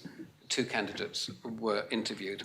The interview panel unanimously recommended the appointment of Mr. Peter Pitchler as an independent member of the Board of Governance for a term of 5 years. Mr. Pitchler's credentials are high, sir, and are of course listed in the report of the proposition. So I therefore commend this appointment to the Assembly. Thank you. Thank you. Is the proposition seconded? Yes, sir. Does any member wish to speak on the proposition? Deputy Gardner. I would like just to note to the Assembly that we had very positive meeting with the Chief Minister. We discussed the matters and this proposition was brought forward with full agreement between two of us, and I would ask members to support the proposition. Thank you, Deputy. Does any other member wish to speak on the proposition? I call upon the Chief Minister to reply. Thank you, sir. Can I thank the chair of the panel for her support and ask members to support this and ask the appeal, sir. Thank you. The appeal has been called for. Members are invited to return to their seats. Ask the greffier to open the voting.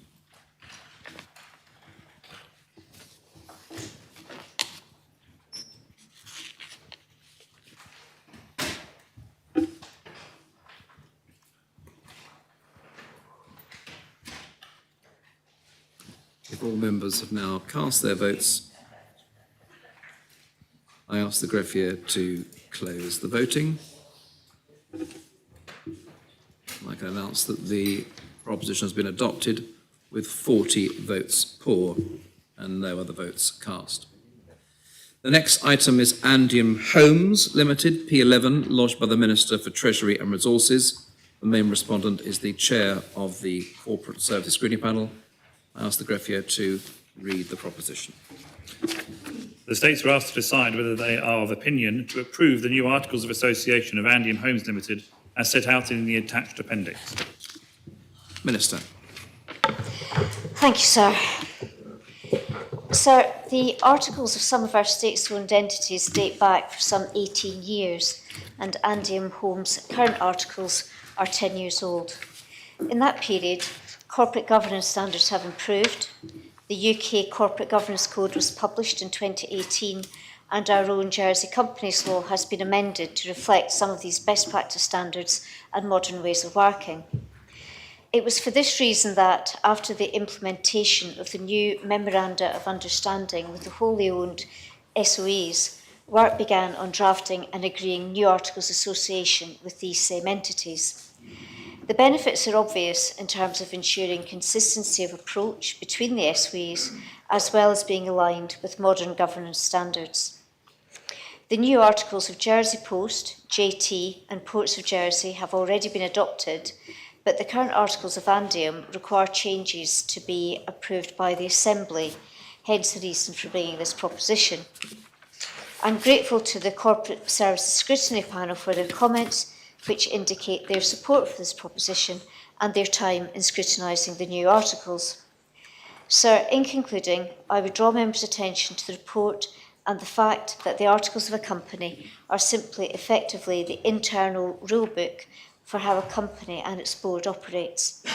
Policy matters, a company's objectives and strategic aims, for example, are dealt with separately and best dealt with separately in the Memoranda of Understanding and ministerial policies notified to the companies. So, sir, I make the proposition and encourage members to support it. Thank you. Thank you, Minister. Is the proposition seconded? Yes, sir. Thank you. Does any member wish to speak on the proposition? Deputy Mezek. Thank you, sir. Just very briefly to say that I was briefed on this when I was chair of the Corporate Services Scrutiny Panel. Asked a few questions about it at the time and was satisfied with what was proposed to us. I've seen that the current Corporate Services Scrutiny Panel have issued comments where they make reference to some of that, and I'm entirely in agreement with them. And now, as Minister for Housing, these changes have my full support. I think they're just relatively minor, sensible alterations, which will just modernise things a little bit, and that'll be helpful for Andium and for the government, so it has my full support. Thank you, Deputy. Does any other member wish to speak on this proposition? I call upon the Minister to reply. Sir, I'm grateful to Deputy Mezek for his support, and I make the proposition, please. Thank you. Those in favour of the proposition kindly show. Thank you very much. The proposition has been adopted. The next item is termination of employment minimum notice periods, P14, lodged by Deputy Andrews. The main respondent is the Minister for Social Security. Now, Sir Greffier, to read the proposition. The States were asked to decide whether they are of opinion to agree that the minimum period of notice required to be given by an employer to terminate the employment of an employee who is not employed under a fixed-term contract should be amended within the Employment Jersey Law 2003 to A, 1 week's notice if the employee is within the probation period specified by the employer, B, 4 weeks' notice if the employee's period of continuous employment is 1 week or more but less than 1 year and the employee's probation period has been successfully completed, C, 4 weeks' notice if the employee's period of continuous employment is 1 year or more but less than 4 years, D, 8 weeks' notice if the employee's period of continuous employment is 4 years or more but less than 8 years, and E, 12 weeks' notice if the employee's period of continuous employment is 8 years or more, and to request the Minister for Social Security to bring forward the necessary legislative changes to ensure implementation of these notice periods is effective by the 1st of June 2025. Deputy Andrews. Thank you, sir. Firstly, I would just like to thank officers who have been of assistance to me in drafting the report that I put together for lodging, sir. Now, I originally looked at the employment law, and it's a law that I have an interest in, and I was comparing notice periods in Jersey compared to other jurisdictions. And what I noticed here, sir, is the current framework that we have replicates the UK and the notice periods that exist there still. And I think it's very much, my opinion anyway, sir, that we follow the UK far too often, especially with our civil service. I think whenever the UK tend to do something, then we tend to then follow suit. And I think we need to be a bit more open-minded in terms of how we approach things, and we need to be looking at, say, European countries and looking at best international practice. So that's the reason why I took this approach, and I did a bit of research looking at other European countries and looking at the notice periods with those different European countries.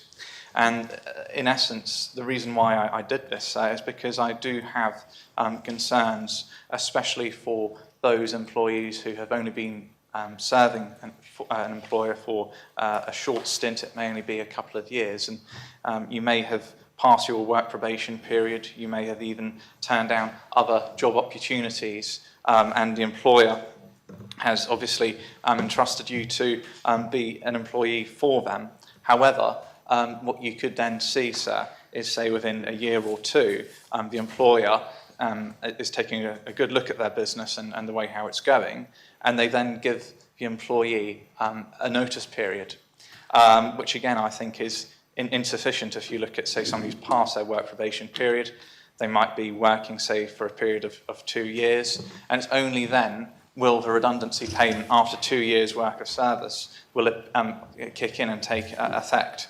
So it means that for quite a few people, they are in essence caught in a trap where they could be in a position of negative savings.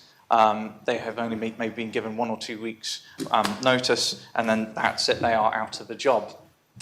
And in essence, what we could be seeing is the household or the individual, their expenditure exceeds the level of income due to them, say, for instance, having to go down to Social Security and then access Social Security through, say, transfer payments, which again are relatively diminutive. And I think many people who are living on transfer payments would say so themselves, that it is a bit of a struggle for them. And hence, when we see, for instance, such issues as overpayments, that becomes problematic because we're looking at people who are already impoverished, again, being affected and having to then incur overpayments longer term. So that is something that probably needs to be addressed. But when we look at, say, the notice periods in Europe, if you look at, say, countries such as Finland, any employee who has served up to 1 year is given 14 days notice. And for anybody who has served between 1 to 4 years, they are given a 1 month period, sir. And essentially that's all I am seeking to do, is to amend the current notice periods by ensuring that it is not progressive based on weeks, but actually it's based on months. So it will be a 1 month period for anybody who has served beyond their probation period up to a period of 4 years, a period of 8 weeks between 4 to 8 years service, and beyond 8 years there will be a 12-week period. Now this follows on with another country, Denmark, so again another social democratic country who again have a strong social conscience, and anybody who has served less than 6 months in employment is given a 1 month notice period, and I think that is more prudent, sir, because it gives people the opportunity to then reassess their situation, and they can be retained for that period of time where they can receive earned income, and they can also simultaneously look for new employment as well. So I think that is a better approach, instead of saying, well, we should have a reduced period in terms of notice periods that are going to be granted to employees, and then of course then we are more reliant upon the social welfare state, sir. And I think really what we should be seeing is firms take greater responsibility, and they become more attentive and you know, show care towards those who have been given notice and that their contract is to be terminated, sir. Now, another country that I was quite impressed with, sir, is the Netherlands. And they, once again, have a minimum of a 1 month notice period for anybody who has served less than 5 years. And I think that is a very sensible approach, because as it currently stands, I think the redundancy entitlement under the law probably is in need of amendment, and I don't know if the Social Security Minister may choose to look into that during this term of office, but I think it's certainly in need of being amended, because I think that 2-year period of service before anybody is then entitled to redundancy is a bit unfair, and I would rather see a redundancy payment be entitled to a person who, for instance, has passed a work probation period up to a period of, say, 2 years service. So I think I've said quite a bit there, but I think there are potentially going to be some counter-arguments about, well, can firms actually afford to pay workers during their notice period? And I think what has to be understood here is, if the firm has actually agreed contractually with the employee that they are to be receiving a salary, then of course they are paying their wages from the moment that they have been employed to the moment they have received notice that their employment is to cease. So I think for bigger firms, yes, it is something that, again, will not really affect them. For some smaller businesses, I think what you need to see is employers need to be more considerate about the changes that are made within Jersey's legislation if the proposition is approved. However, sir, I think it's also important to highlight some of the concerns that were raised in the comments paper. So I quote, sir, holding an employee to a longer statutory notice period could disadvantage an employee in gaining better employment. Well, I have to disagree with that, sir, because I think the person can seek a new employment opportunity. And I remember it myself, giving my notice period to my employer, and it was a 4-week notice period. And I had obviously been very successful at the interview that I attended. And they said, fine, okay, but you have to serve the 4 weeks. And that was what was contractually agreed. And I served that time period. Now, I think there have been concerns raised about, well, if you're going to prolong the notice period, then are people potentially going to become disincentivized? And are they going to still interact, and are they going to still be doing the job? Well, in essence, they have no choice but to do the job, sir. If somebody, for instance, is to operate in a way such as where we would see malpractice, then of course the employer has absolute right and entitlement to then get rid of that person there and then. And that, again, is also operational under the employment law, sir. So I'd also just like to highlight a couple of other quotes as well. So one quote here, from an employer's perspective, longer notice arrangements may mean having to pay an employee for a longer period when the employee simply disengages from his or her employment. Well, I think any good employee would fulfill the required time that they are to serve for the employer.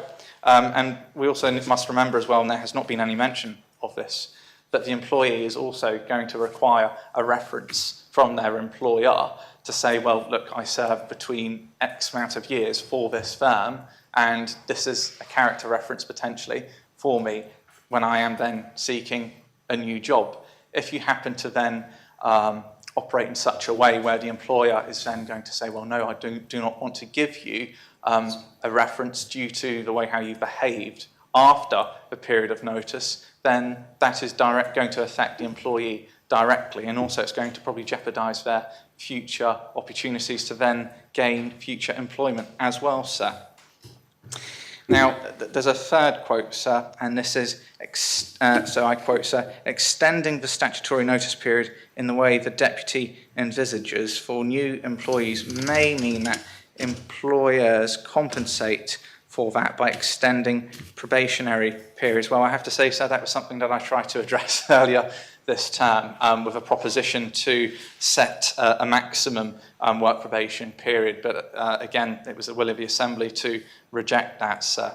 But I don't believe that would be the case, and I think that happens to be a bit of a supposition. I know the comments paper alluded to the proposition itself that I lodged lacking evidence, but I also have to say some of the claims that have been made to counter my arguments happen to be suppositions, and I don't really see there being much in terms of evidence to reinforce those points that have been made, sir. So I think I've made the points that I need to, and sir, I would like to move a proposition. I'd like to hear members contribute to this debate, sir. So thank you.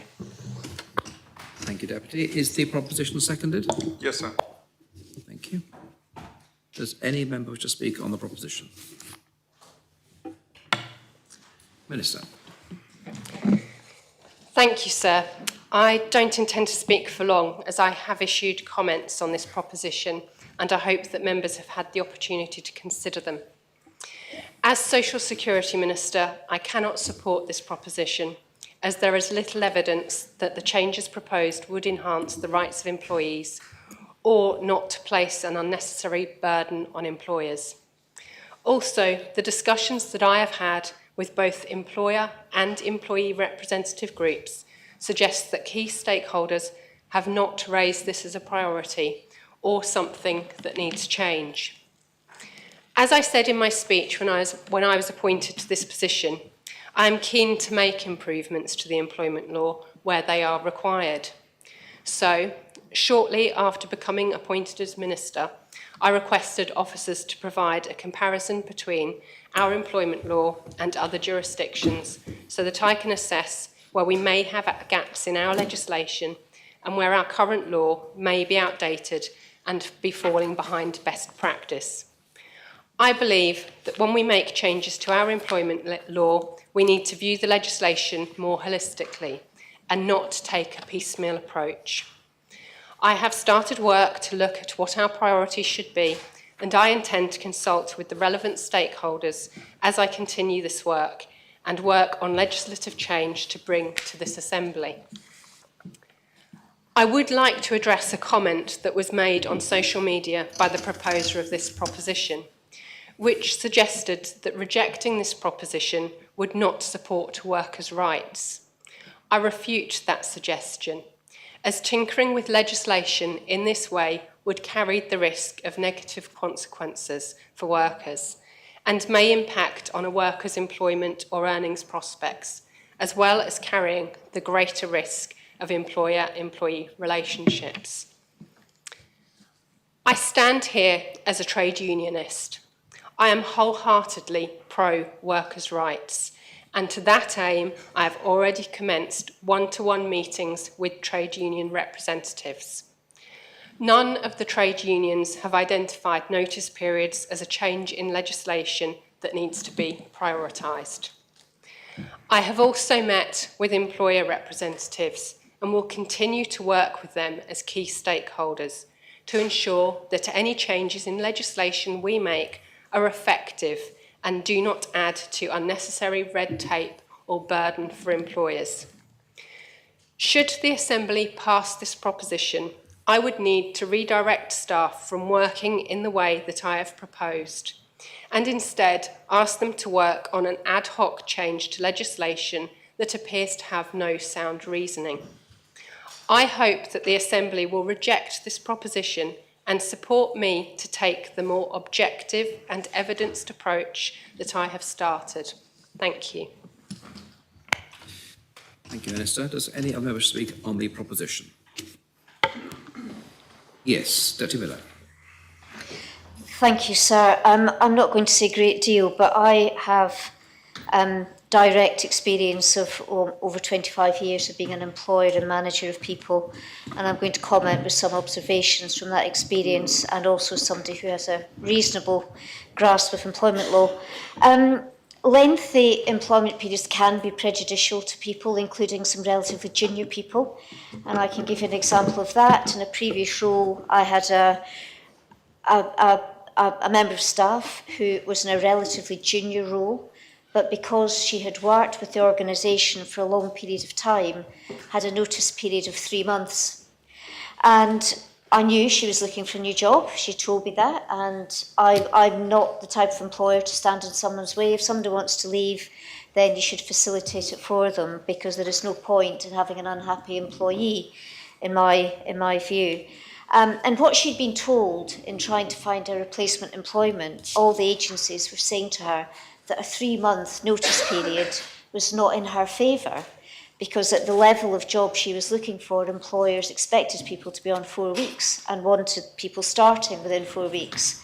Now, as a relatively positive employer, and in all the circumstances, I agreed that she could have, if she found a job she wanted and a 3-month notice period was a problem, we would let her go after 4 weeks, which would have created us a problem, but it would have enabled her to find a job she wanted. And I think many employers will take that view. As I say, the last thing most employers or departments want is someone who's not happy, who is disengaged and who wants to leave. Because contrary to the Deputy's view, many employees do disengage. When they're unhappy, they will disengage with their work, and they will often disengage during notice. Now, that is not a generalisation. Some people do continue to perform very well because that's the nature of their relationship, but sometimes people do definitely slow down during the notice periods. And lastly, the point on references, it is very, very rare for any employer now, I believe, to write a reference that says anything other than this person worked here between this date and that date, because references have become such a controversial area under data protection and so on, that employers very rarely commit themselves to saying a great deal about personal qualities. So those are my observations, which I hope are helpful. Thank you, Deputy. Deputy Southern. Thank you, sir. And as the member of the States who introduced redundancy payments in the first place, I feel that what we've got here is a piece of research that is a little research and needs far more depth in order and consultation between the unions and employers to arrive at something that is little more than a set of random timescales. I don't think this is the piece of work that is required at this stage if we are to examine properly and in a consultative manner the redundancy periods we do have. The reason why it's modelled on the UK is because most of our employers, the big employers certainly, are aware and cognizant of UK systems themselves. So understand what's going on. I can't bring myself, despite being a unionist, I can't bring myself to this. Thank you, Deputy. Does any other member speak on this proposition? Deputy Andrews. Thank you, sir. No, I must thank all members who contributed to this debate. During the period when I lodged the proposition, I did speak to about 4 or 5 different stakeholders. One included a food bank, so I thought it'd be interesting to get their perspective on things. I also spoke to one union, and I spoke to Citizens Advice. And one individual who I engaged with, who has quite an extensive background in international HR, was very supportive of the proposition, because I think they could see what I was seeking to do. And I think they were saying as well that it's important, if somebody has served a length of time in their role, then surely they should be given a minimum of 4 weeks notice if they have actually passed their work probation periods. And that was something that obviously I happened to be in agreement with, and they read my proposition, and they thought it was worthwhile having the debate.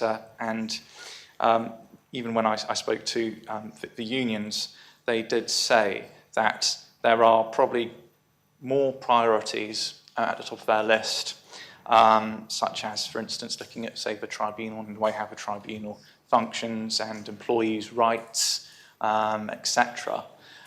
So that was quite interesting.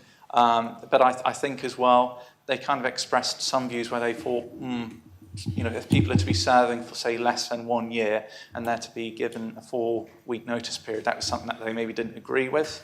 But anybody who has served over 1 year, then they were of the belief that, yes, a 4-week notice period was probably pattern and something that they did happen to agree with, sir. So I won't go on, sir, because I know members have obviously listened to the debate and they have seen my proposition, and they have also taken note of what was mentioned in the comments, sir. So I think it's probably time that I ask, sir, for the appel to be called for, sir. Thank you. Thank you. The appel has been called for. I invite members to return to their seats. I ask the greffier to open the voting.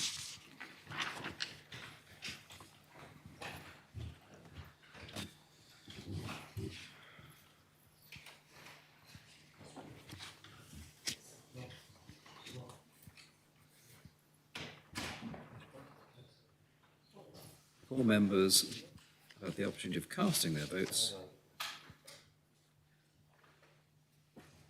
I ask the greffier to close the voting. I can announce the proposition has been rejected. 4 votes pour, 39 votes contre. Give 39 as well, please. Those members voting pour, Deputies Doublé, Gardner, War and Andrews, and those members voting contre, the Connétable of St Lawrence, St Bernard, Trinity, St Peter, St John, St Clement, Grouville, St Ouen and St Saviour, and Deputies Southern, Labby, Tadier, Luce, Morel, The Hegra, Ayer, Rob Ward, Owls, Farnham, Moore, Mesick, Balash, Coles, Porre, Miles, Scott, Reniff, Catherine Curtis, Feltham, Rose Binet, Miller, Howe, Tom Binet, Ferry, Kovac, Alex Curtis, Barbara Ward, Wilson and Stevenson. The only item of public business remaining is the offshore wind debate, so we either start that or adjourn. Members wish to make a proposition? Debate, sir. I'd like to propose we start the debate. Is that seconded? Does any member wish to speak on that proposition? In that case, members are content, we will start the debate and ask the greffier to read the proposition. I should, but before that, there's an amendment lodged by Deputy War. You don't accept the amendment, do you? I'm not accepting it, no, sir. Yes, so the proposition will be read as unamended. Yes, greffier. The states are asked to decide whether they are of opinion. A, to agree that Jersey should pursue the opportunities arising from the development of an offshore wind farm in the southwest of its territorial waters. B, to agree that development of up to around 1,000 megawatts in provision should be encouraged in order to meet the needs of islanders, to power the island's future economy and to create energy for export. And C, to request the Council of Ministers to bring forward appropriate policy and legislation before the end of 2024 to set in place a process to lease, provide consent for, regulate and safely decommission a wind farm. Minister. Thank you, sir.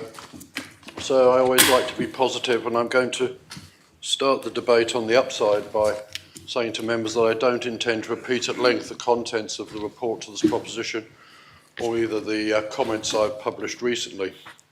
However, on the downside, I fear that I'm going to disappoint some members as I don't have all the answers to all the questions that many of us will be having at this stage. What I do want to do, though, is focus on what the proposition is asking members to support and to address some of the very reasonable issues and concerns that I know some islanders and some states members may have. To start, I want to take a moment to explain what this proposition is seeking support for and what it is not asking for. The proposition seeks Assembly support to locate a wind farm in a suitable part of our territorial waters. It seeks support to agree the size of that wind farm at around 1,000 megawatts or a gigawatt. It may be smaller, may be slightly larger, but if the proposition is supported, we will know the rough size and location that we're talking about today. Based on this information, the proposition seeks support for me and the Economic Development Minister and our teams to go and do the work to answer the other big questions that we are all asking each other. Questions like, who might buy this power should we produce it? Will we bring power directly to Jersey? If we do, what will this mean for our current energy system and the price of electricity? What infrastructure would it require and where might that go? And of course, what environmental impacts might we see and where those could be harmful, how might they be mitigated? I'm sure we will all agree that these and many other questions need fully informed and evidence-based decisions. And for that, we need more time and more detailed study. This proposition does not commit us to building a wind farm. It does not commit us to excessive expenditure. It does not bind us into any relationships with third parties.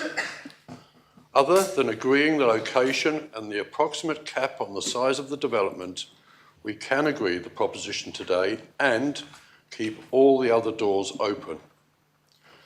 It may well be that once we've done the work and analysis, we say, we've looked at this thoroughly, we've carried out the economic and technical viability assessment, we've tested the market, but this project doesn't work for Jersey, or it doesn't work for investors, and we need to be open to all outcomes. Or it may be that we do the work and it shows that there is interests, a real opportunity and a chance to make a major positive contribution to addressing the serious economic and demographic challenges that lie ahead. Either way, we will know the answer to that question, or we will not know the answer to that question until we've done the work to find out more. So this project is about planning for the future of our island and the need to base decisions on proper evidence. We must try really hard to not allow any narrow interests or to restrict or constrain the options for future generations. We need to base our decisions on that evidence, not emotions or gut feelings, and we need to consider and scrutinise that evidence in public. With that commitment in mind, I have written to the chairs of the Environment and Economic Affairs Scrutiny panels to welcome the comments that they have made and their intention to establish a new scrutiny review panel focused on offshore wind, and to set out how we intend to provide the further information they have requested in line with their suggested timescales. As members know, this proposition was lodged by the previous Council of Ministers. Members will also be aware that when I became Environment Minister, I was undecided about this proposition, and I needed time and information before I was able to reach a view on the proposition. I wondered why it was being made so early in the process and when the project had not been officially proposed. However, since taking up my role, I've spent a lot of time reading and listening to the evidence. I, like all States members, have had the opportunity to read verbatim feedback from over 1,000 respondents to our recent island-wide consultation. 70% of these were positive about the concept and the need for further work to understand whether a wind farm is right for Jersey. However, clearly many islanders are not positive, and I have heard those views as well. I want to be clear that I am not taking forward the interests of all islanders in this work. I'm taking forward the islanders that are in favour and those that are against. I do want to take a moment to pick up on the consultation process, as there's been a lot of noise and chatter in the media and some unfair criticism of the process. And I want to take this opportunity to put the record straight. Firstly, let's be very clear. A consultation is not a statistical survey or an opinion poll, and the findings have never been presented as such. The purpose of the consultation was to ensure that when we arrived at today's debate, we had a reservoir of information to draw on about what islanders are currently thinking. I've heard some people say that those in favour would be more likely to take part, and others have said that those more opposed had more reason to take part themselves. Sir, everyone had an equal chance to give their views, and we have the information that is available to us as a result. The findings of the consultation were presented in a report in a transparent way to enable readers to see the range of views expressed by those who chose to respond, including the unusual step of publishing every verbatim comment received. Members were briefed and have had time to digest the information. Members also received an email from me yesterday that hopefully cleared up any misunderstanding as about why, regrettably, some additional information was published after the main report. As I have explained, all comments were analysed and used to inform the consultation report. All the figures in that report are correct, and I am comfortable that it stands as entirely valid.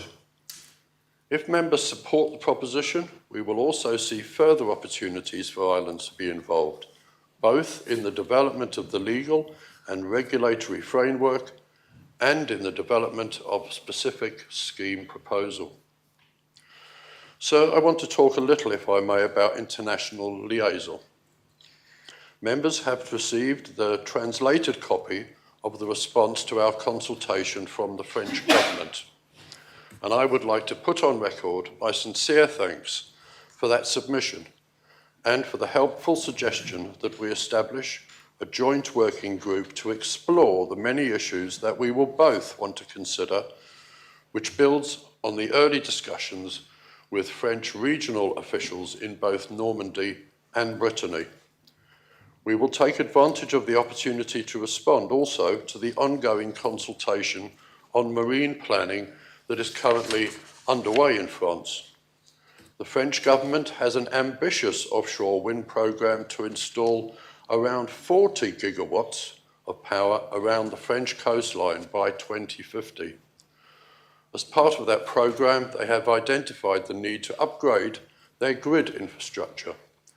The suggestion that we might benefit from a connection opportunity in 2035 might seem a long way off to us, but it should come as no surprise, and in terms of offshore wind farm development, it is not that far away. I would also like to record my thanks and those of my officers for the helpful input and advice received from many neighbouring governments, particularly in France, but also officials from the UK, Scottish and Welsh, Isle of Man and Guernsey governments, as well as representatives from many other European nations. The important thing is for us to maintain our ongoing discussions and relations with our neighbouring jurisdictions so that we continue to keep all our connection options open. So what are some of the key issues for islanders?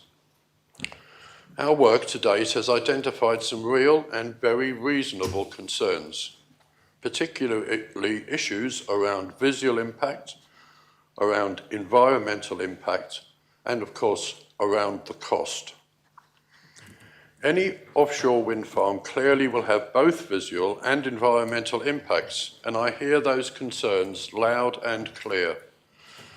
We are able to see the Saint-Briac development from our coast, and we are aware of the extensive monitoring and reporting that the French carry out as part of the site development and operation. We will require any developer to fund the studies necessary to explore these issues in detail, to propose mitigations, and to subject their work to rigorous independent inspection. I can assure members that the new legislative framework that will be developed if we adopt this proposition will require landscape and visual impact assessments, as well as environmental impact assessments in line with international standards and requirements, as we would expect for any major development. As an island community, we will need to be realistic about both positive and negative impacts and make decisions about our tolerance for change. We in this Assembly are in charge of that process. We will set the standards and agree the associated processes. If, once we have done all the analysis, the decision is to proceed, then we need to enter that stage with our eyes open, with a full understanding of the impacts our actions will have. The question of cost and financing has come up a number of times, and let me be quite clear. We are not making a decision here today to spend huge amounts of money on a wind farm. The work we are asking permission to carry out has been resourced and can continue to be met from within existing budgets.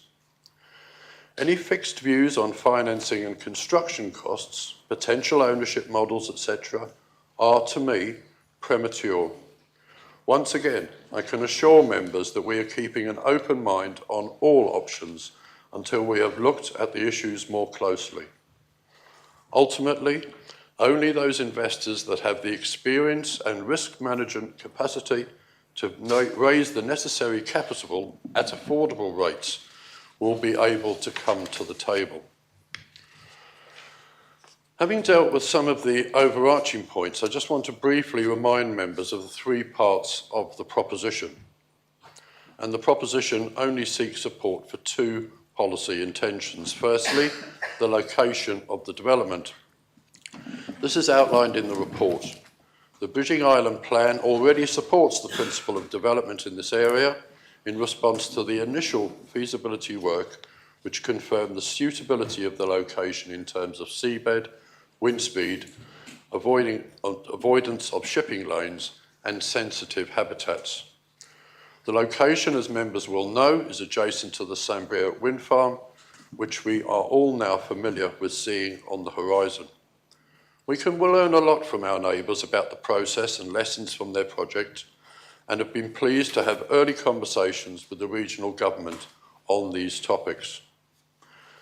Secondly, the capping of the scale of the development, and this proposition states a size of up to around 1 gigawatt. It may be smaller, as I said, it may be slightly larger, and the development may progress in phases. But ultimately, if the proposition is supported, we will know roughly the maximum size and the location we are talking about. All other questions remain to be fully explored and debated in subsequent phases. The third part of the proposition seeks permission to do this work, and accordingly, Part C seeks support for ministers to bring forward appropriate policy and legislation to set in place a process to lease, to consent, to regulate, and importantly, to safely decommission a wind farm. There is an amendment, sir, and we will shortly debate that. Ministers have urged members to reject it, and I will not rehearse my detailed points here, but I would like to give an early assurance that we are working closely with Jersey Electricity and have done as appropriate at all stages of the work. So what might be the next steps?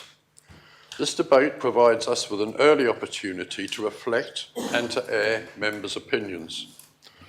As outlined in my published comments, if the proposition is adopted, the focus for the next stage of work will be addressing the following areas to start to address the questions that we all have about a possible offshore wind farm in our waters.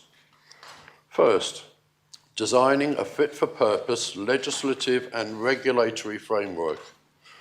Law drafting would be expected to progress over the summer in order that a draft law could be lodged in autumn of this year. Secondly, developing a commercial leasing process to maximise strategic benefits for the islands. And this would include sharing the additional information that Scrutiny have requested by the end of the year. Third, continuing to engage with our local community, our neighbouring jurisdictions and the UK. Finally, I have also committed to preparing a project update to share with Scrutiny by the end of May, should this proposition be passed today. In rounding up, I want to start by saying thank you to islanders for engaging with this issue. And I don't just mean those that have supported the idea.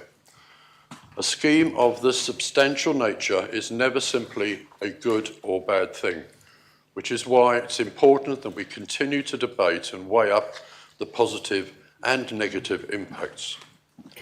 A scheme of this substantial nature is not about my view or the joint view of me and the Economic Development Minister, or of the Council of Ministers, or of Scrutiny, or of this Assembly. It's important that we continue to debate and weigh up the positive and negative impacts with all islanders. The consultation that they took part in does, though, demonstrate a strong positive sentiment about a possible wind farm, and I welcome that.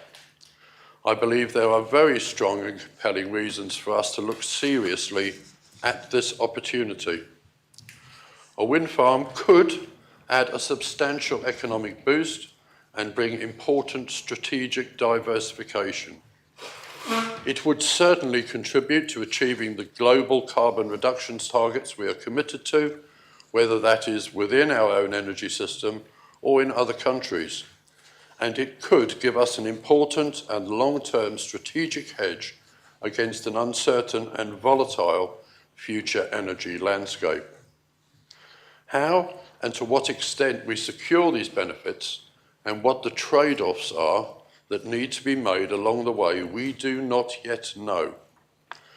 I'm content, however, that this is the right time to be asking the States Assembly to commit to us carrying on with the work and to analysis required to ascertain whether an offshore wind farm is right, is feasible, and is appropriate for Jersey.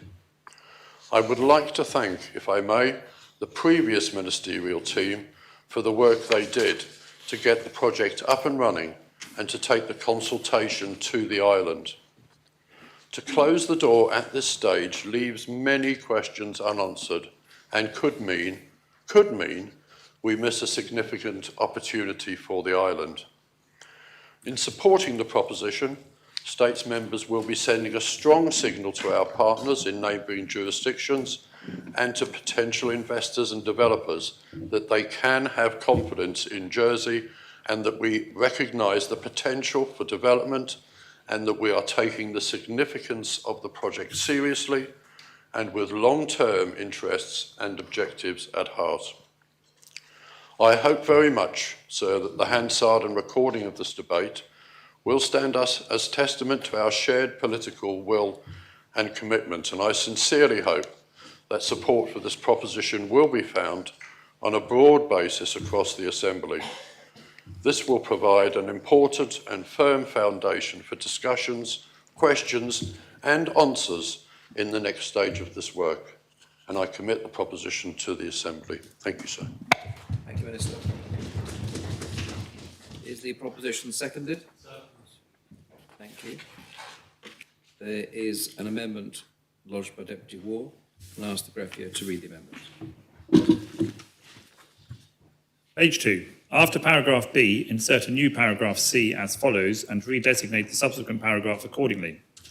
to request the Council of Ministers to work in partnership with Jersey Electricity plc during all stages of the development of an offshore wind farm, including, but not limited to, the establishment of processes for engaging third-party developers and the utilisation of the company's sector knowledge, expertise and French contractual relationships to ensure that risks are managed appropriately in the provision of any offshore wind energy solution and that benefits are realised. Deputy Ward. Thank you, sir, and thank the Minister for his introduction. And also, I would just point out to Assembly members, I'm not speaking against the proposition. This is simply to add a paragraph in, and I would urge you to have a look at that, because I think it's really important that Jersey Electricity are in at the very, very beginning. I was reminded the other day in an interview I read with the Chief Officer of the States of Jersey Police about the Haute-Dumont incident, that utility companies really are different. He was talking about where the investigation had got to nearly a year and a half after this terrible event. It also reminded me of the major gas outage that took place last year that affected so many islanders and local businesses, and how poorly they have been subsequently treated. When things go wrong in the utility business, they can, as we know firsthand, be catastrophic. It goes therefore without saying that working closely with these businesses on major infrastructure projects is vital for the long-term security and well-being of our island and islanders. Turning then to the wind farm proposal. I am agnostic when it comes to whether building a wind farm is the right thing to do, and I appreciate that the purpose of this proposition is simply to get the Assembly's permission to keep doing the research. I absolutely agree with this approach. The bit I disagree with is going to the starting gate without our leading energy supplier, Jersey Electricity, sitting at the top table. I'll now explain why I believe this to be the case. It's important that we remind ourselves as to the purpose behind building a wind farm that will cost billions to construct. Are we doing it for environmental reasons, security reasons, or for economic reasons? The environmental argument has already been well rehearsed. We must not forget, though, that we currently import energy from both nuclear and hydro sources. It's already pretty much as green as you can get. Thus, the environmental argument, whilst important, isn't a key driver here. The biggest environmental impact would be the building of a huge substation should we choose to land a cable from the wind farm in Jersey. That doesn't appear very high in the discussions I've been party to, but that's an argument for another day. Next, let's look at energy security, something due to the current geopolitical situation that is now high on everyone's agenda. A wind farm gives a greater diversity of energy source, but due to its inconsistency of supply, we will always need other energy sources to ensure we keep the lights on in this island. I would recommend members check out the energy dashboard for the UK to see the diversity of energy sources used and how much is imported. Gone are the days when you needed an energy source on your doorstep. Today, it's about being integrated into the energy network. It's even been suggested to me that Jersey Electricity could choose not to purchase the wind farm energy, should it be deemed to be too expensive. That's how little proximity matters. One of the biggest security issues, as I understand, is undersea hybrid warfare. Vice Admiral Didier Malater, NATO commander, has spoken about Russian attempts to target the extensive vulnerabilities of underwater infrastructure, including wind farms, pipelines, and power cables. So there are some of the security issues. That leaves us with the real driver for a wind farm, the economic case. In his weekend interview in the Jersey Evening Post, the Minister for Sustainable Economic Development was clear where he sees the opportunity. He recognises that the potential revenue stream could be a massive boost to our economy for a myriad of reasons. So how do we get the biggest bang for our buck? I don't know, but I know a business that we own that does. The one business in this island that really understands energy markets and is owned by us is Jersey Electricity. Why wouldn't you start this journey without them? One of the biggest arguments being made to me against my amendment is conflict of interest. How can Jersey Electricity be part of setting the rules whilst at the same time potentially being the beneficiary of those rules, effectively marking their own homework? The argument runs that this would scare off potential investors. In other words, not just refereeing the game, but also being part of the team competing. In reality, we're all conflicted. We all buy power from Jersey Electricity, who, by the way, saved the community £200 million because of their market activities from which we all benefited. In any other scenario, I would have sympathy for this argument. However, when it comes to something as strategic as energy provision to islanders, particularly our most vulnerable, we need those embedded in our community to be helping us make the big calls. We need to ensure that the dice are loaded in our favour. This isn't about being fair. This is about working together in the interests of our community, not communities halfway round the world. The importance of having skin in the game cannot be underestimated. We only have to look over the water to see what happens when outside interests overtake local ones. As an aside, I would highly recommend reading Soil and Soul by Alistair McIntosh if you want to delve further into the subject matter. The privatisation of government-owned utility companies under the Thatcher government is a classic example where conflicts of interest have run amok.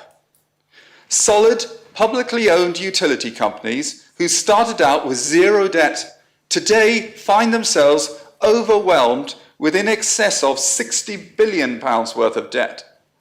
In some cases, more than a quarter of the utility bill is going towards servicing this huge debt, rather than being reinvested in upgrading infrastructure. These privatised utility companies are completely conflicted. Whose interests are they really working for? They're investors who've benefited from massive dividend payouts. The water sector, for example, has paid over 50 billion in dividends over the past 3 decades, or those who use their services. Given that Southern Water was recently fined £90 million for dumping billions of litres of raw sewage into coastal waters off Kent and Hampshire, I would suggest it's investors who have the upper hand. Investors who live thousands of miles away from the affected communities. There are many such stories. Just last month, Southern Water was fined £330,000 after raw sewage escaped into a stream in Hampshire, killing 2,000 fish. But the point I want to make is that Jersey Electricity aren't they or them, they are us. They are mostly owned by us and are invested in our community. That's really important to acknowledge. The employees of Jersey Electricity, in turn, are our neighbours, our friends, our relatives. They spend money in our shops and restaurants. It's inherent that they want to protect the community in which they are invested. Conflicts of interest in this island are not unusual, as we know in this assembly. The most important thing is we surface them and move forward in a constructive way. There are millions, if not billions of pounds at stake here. The international sharks are already circling, and they don't really care much about our infrastructure, how much we pay for our electricity, the impact they might have on the cost of living in this island. their impact on the most vulnerable households, that's for local governments to deal with. We'll clear up their mess. But we are a community, we as a community have our own trump card in the form of Jersey Electricity. Let's not be frightened to use it. Not tomorrow, but today. I urge members to support the amendment. Thank you, Deputy. Is the amendment seconded? Yes, sir. Thank you. Does any member speak on the amendment? Minister. Thank you, sir. Sir, members will have seen that the Council of Ministers has lodged comments on this amendment, and I want to be clear that we have given this serious consideration, as we do not lightly ask members to reject an amendment that may, at face value, seem appealing. In our consideration of this amendment, we have also reflected on its origin. I want to draw members' attention to the fact that this amendment does not arise from the ministers leading on this work. Ministers who are already working with Jersey Electricity and are in discussion about how we could shape our work with them going forward. It doesn't come from the Treasury Minister in her capacity as a 62% shareholder in Jersey Electricity, nor does it arise from either of the two scrutiny panels which have made comments on the proposition. Even though Deputy Waugh sits on the Environment Housing Infrastructure panel, their comments make it clear that the amendment is his personally and doesn't reflect their views. Finally, the amendment is presumably unsolicited from Jersey Electricity itself and the 38% remaining minority investors in that company. It is of significance, sir, that all 5 of the entities most closely involved in this matter did not raise it about Jersey Electricity now, presuming that they recognised that it is a future decision to be taken after much more research. On this basis, members should be aware that I approached the Deputy to raise these concerns with the request that he might withdraw his amendment. He declined to do so, and I am disappointed that we now have a situation where we have to spend time on the amendment and have a sensitive debate that we might be forced to have in the open. Turning to the amendment, though, there are some significant blind spots that give me concern. I will elaborate, but before I do, I want to be very clear that Jersey Electricity will undoubtedly bring many skills should we proceed to the next phase of this project, and I fully intend to define how these will be deployed should the Assembly support the proposition. Indeed, I have a long experience of working and engaging constructively with Jersey Electricity, previously as Environment Minister, in my role on scrutiny, and since taking up the role of Minister most recently. I have just met with the Chief Executive and the Chair of the Jersey Electricity Board to discuss the many positive aspects of Jersey Electricity's current involvement in helping to deliver our net zero policies on heating and transport. I know the previous Environment Minister worked with Jersey Electricity as part of this project, and I welcome continuing to do so in an appropriate way at the appropriate time. However, this amendment, as worded, cannot be accepted, and the Council of Ministers urge members to reject it. The crux of the challenge is that the amendment proposes to tie us very tightly into a specific partnership at the early stage, very early stage of this project. As we know, the P82 proposition seeks this Assembly's in-principle support for further investigation into developing an offshore wind farm. We know there are many unanswered questions and much evidence to gather and consider before we make significant decisions, yet this amendment tries to tie us to a particular partner at all stages of the decision process. The challenge in defining Jersey Electricity so tightly as an integral partner at this early stage is not just that it constrains us too early. it is we have not yet had the opportunity to consider and resolve two critical and important areas of risk that need to be overcome before tightly defining Jersey Electricity's role in any project. Firstly, Jersey Electricity have advised ministers and made clear in the media that they would be interested to seek a commercial interest in the potential future project, a matter that I am open-minded on currently. Despite seeking a potential future commercial interest in the wind farm, the Deputy's report proposes that Jersey Electricity representatives would sit, and I quote, alongside government officers in all aspects of policy making. It would clearly be wrong for Jersey Electricity to be central to developing and setting the policy and parameters for a commercial process that they wish to benefit from. This simply does not meet any type or any kind of impartiality test, and because the company has private investors, this is very clear a conflict of interest. This would be apparent to potential developers and investors and would likely have implications for the commercial leasing phase. I just want to turn now, sir, to the matter of Jersey Electricity working in the island's interest. As we know, JE is a public limited company and government is not the full shareholder of owning just 62% of the ordinary share capital, albeit with 84% of the voting rights.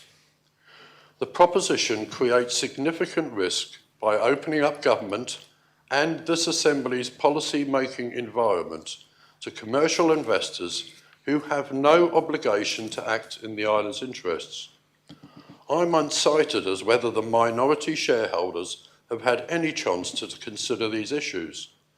But given that Jersey Electricity did not originate this proposition, I can only assume they have not. Resolving these two serious considerations and deciding the fundamentals of any project, like the route to market, are my priority before we can formalise and commit to the details of any working relationship with Jersey Electricity or any other organisation for that matter. Agreeing a formal policy development partnership as set out in the report to the amendment would place unhelpful restrictions on Jersey Electricity's potential future participation in any commercial aspects of the onshore wind project, and also potentially other aspects of energy policy development and delivery. This would compromise our capacity and ability to achieve the targets that we have set on behalf of islanders. It would be damaging reputationally and to our working relationship with Jersey Electricity. It could unnecessarily restrict future policy choices.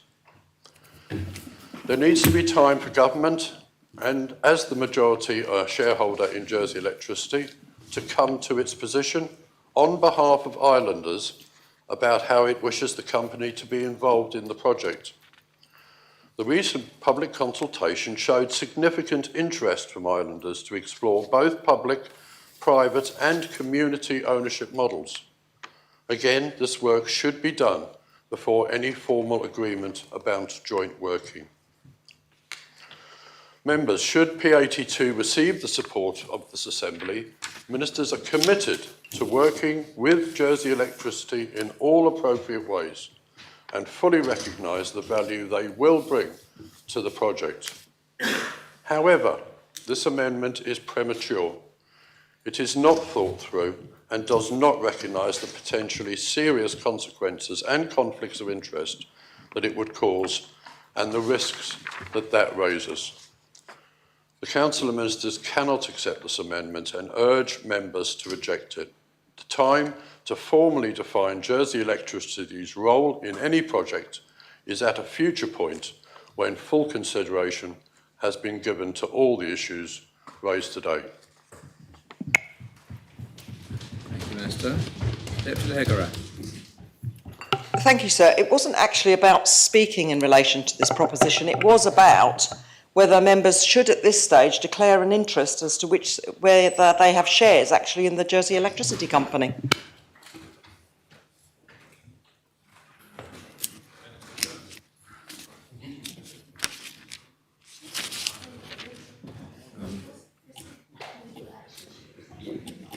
Thank you for raising that.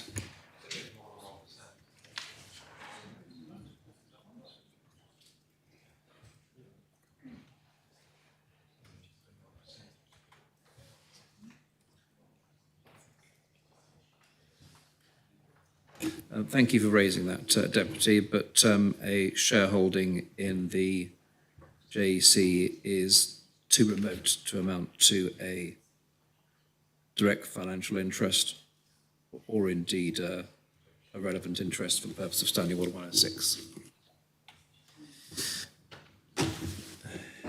Yes. Deputy Tadia. Thank you, sir.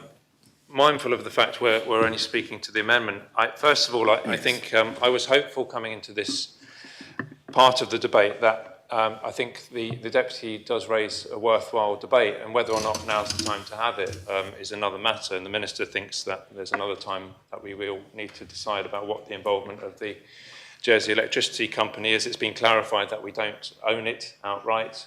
We're a 62% shareholder. And what I would say is that I agreed with a lot of the speech from the Deputy of St Helier South when he just spoke, and it's a speech that I'm sure a lot of the Labour left would have also agreed with, and the Green Party would have agreed with in the UK about, it seemed to me more about states' ownership of assets rather than necessarily what the involvement of a partially owned electricity supplier in Jersey should be in the development of a potential new wind farm at this point. And I think there is a disparity between the speech that we heard and the actual amendment that's been tabled, because the amendment talks about working in partnership with the JEC in the development of the offshore wind farm, including but not limited to the establishment of processes for engaging third-party developers. And it goes on, of course. And none of that is really providing any real clarity about what the relationship should be between the JEC and then the eventual project. If there was a proposition on the table which says, A, we should consider entirely owning the JEC, and the JEC should be the company that drives the project on behalf of either the government or the states of Jersey, I think the government of Jersey, that would be giving very good clarity, and it would then be a question whether at this stage it was the right time to set ourselves on that course. And it may well be, of course, that we do go down that road and we then decide what the involvement should be. If I can speak partly now, well, for this moment with my scrutiny hat on, I do refer members to the comments that we make as a panel, and I'll refer to them later, but one of the things we did mention is that the panel would highlight that clarity on the position of the role of the Jersey Electricity Company needs to be given, and that we also noted the letter of support from the Jersey Electricity Company about the ultimate development of the wind farm, certainly this phase of it. And I think that does need to be given. The question is, of course, at what point does that need to be given? And I can see, actually, if we're going to talk about conflicts of interest, I think I do side with the Minister on this one, because I think how on earth, if you're going to look at all the possible options for developing a wind farm, or somebody's going to develop a wind farm, how would they view it if they were to come in potentially as an entirely private investor or a partnership with government, and they find out that there's already this strange privileged position that's being given to a partially owned government entity, which is still not going to be clearly defined. They would look at that and think, actually, we want to invest in a wind farm in Jersey. We potentially want to lease the seabed off you, and we'll discuss what the rates are that you will get in return for that lease, and maybe some tax and maybe some discounted energy and the way that's divided up. But what's all this about the JEC being involved in it? How does that work? And what's your involvement with the JEC again? Do you own them? Do you envisage that they'll be breathing down our necks? Do you envisage that actually they're going to be telling us what we can and can't do? And it may well be, as I've said, I'm completely open to all of the ultimate ways that we might do this. And where I agree with Deputy Wall is that I'm concerned ultimately that if we do get to the point of a wind farm being developed, either directly or indirectly by us, that the people who benefit from it should be the people of Jersey, not some distant shareholder or some distant multinational. And in fact, we see that electricity prices haven't gone down. They might be exactly the same, or they might be going up. And that as the user of that electricity ultimately doesn't find there's any benefit. Okay, it might have a green label on it. It might say made in Jersey. But if it's actually twice the price of the currently made in France greenish electricity that they get, people are not going to be happy. So I don't want to use that patronising phrase that's been used in the past, because I think this is a correct debate to be had, very much about who owns ultimately this currently imaginary wind farm, which we haven't built yet. But I don't think this is the right amendment or right proposition to forward that in any meaningful way. It's perhaps a useful way to flag it as an early argument, but I don't think it's the right amendment. Thank you. Deputy Balash. So I agree with Deputy Tadier and with Deputy War, actually, that if this project is to go forward, we must make sure that it goes forward in a way which is in Jersey's interest and not in the interests of others. Of course, it's easy to say that, but we are not going to be putting in £3 or £4 billion, and that perhaps is the problem.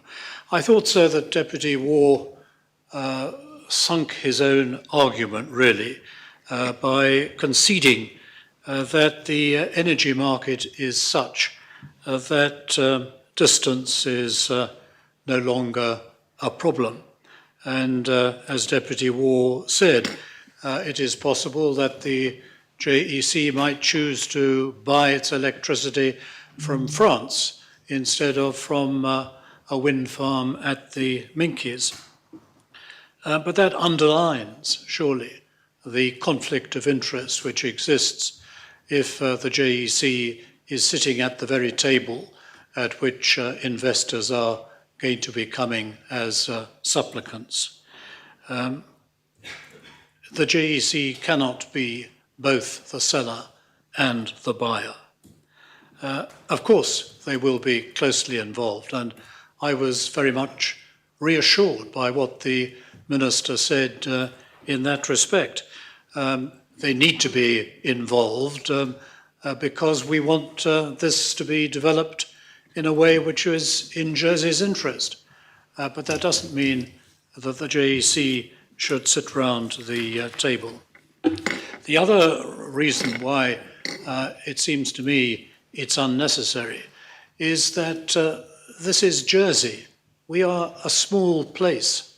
It is completely unthinkable that policy could be developed by the government in such a way that it was inimical to the interests of the JEC, and the JEC did not hear about it. Each of us has access to the chief executive of the Jersey Electricity Company.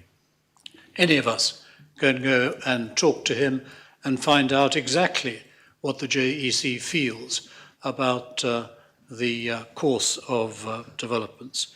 If the policy was developing in a way that the JEC didn't like, I think we can be assured that we would hear about it. I thought that the paper put forward by the Council of Ministers said everything that had to be said, and I'm not going to support this amendment. Thank you, Deputy. Deputy Scott. Thank you, sir. Deputy Balash has covered a lot of the ground that I perhaps would have covered. But basically, what we do need to consider is Jersey's interests. And a consultation invites contributors across the board, including Jersey Electricity, and it's good to have it confirmed that the government is committed to work with JEC in all appropriate ways. But the simple fact of a consultation enables JEC to volunteer views. And my concern was this use in the amendment of the word partnership, which can produce all manner of expectation and problems, I believe. JEC is an energy supplier. It purchases power, and as we progress towards 2050, 60, 35, all these different milestones where we actually need to purchase more and more, and potentially in a way of renewable energy, it needs to look at what would be the best deal for the island, and actually it's done quite well, I believe, in the past. So my concern is how a partnership, how being involved in design effectively could affect its own independence and its ability to get the best deal, that it could actually end up in some sort of commitment to purchase what may prove to be a more expensive source, because it's almost signing the one of the sources. So I wouldn't support this amendment for that reason. Thank you. Mr. Miller. Thank you, sir.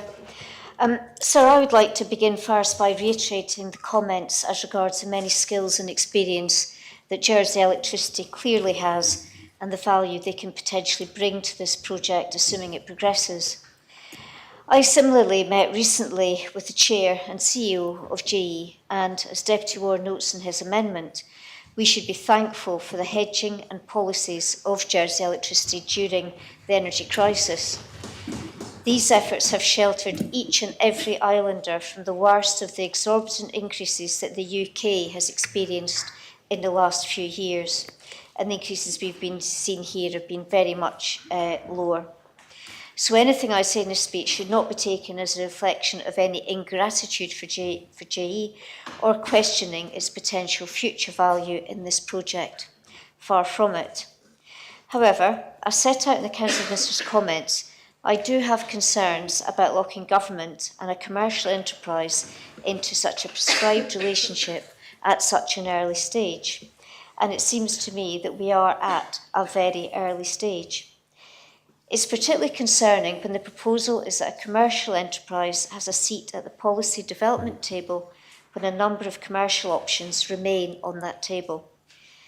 So the Deputy dismisses a conflict of interest point on the basis that JE will always have the best interests of the island at heart. While the directors of JE will no doubt be mindful of how their decisions will impact the island and islanders, they primarily have a duty to act in the best commercial interests of the company. Article 74(1)(a) of the Companies Jersey Law 1991 provides that a director, in exercising the director's powers and discharging the director's duties, shall act honestly and in good faith with a view to the best interests of the company. Now, it is true that the best interests of the company may be aligned with its shareholders, but that may not always be the case, particularly in a situation like this, where we have government as majority shareholder and a number of other minority shareholders. Both the directors and we, as a majority shareholder, have to be cognizant of the rights and interests of the minority. The Council of Ministers' comments expand on the commercial conflict of interest point, and I therefore will not go into that any further. I do not believe that there is any intention to exclude Jersey Electricity from the offshore wind farm project, rather that they will be involved when it's appropriate to do so, when the time is right, or where they have the skills and when they have the skills we need.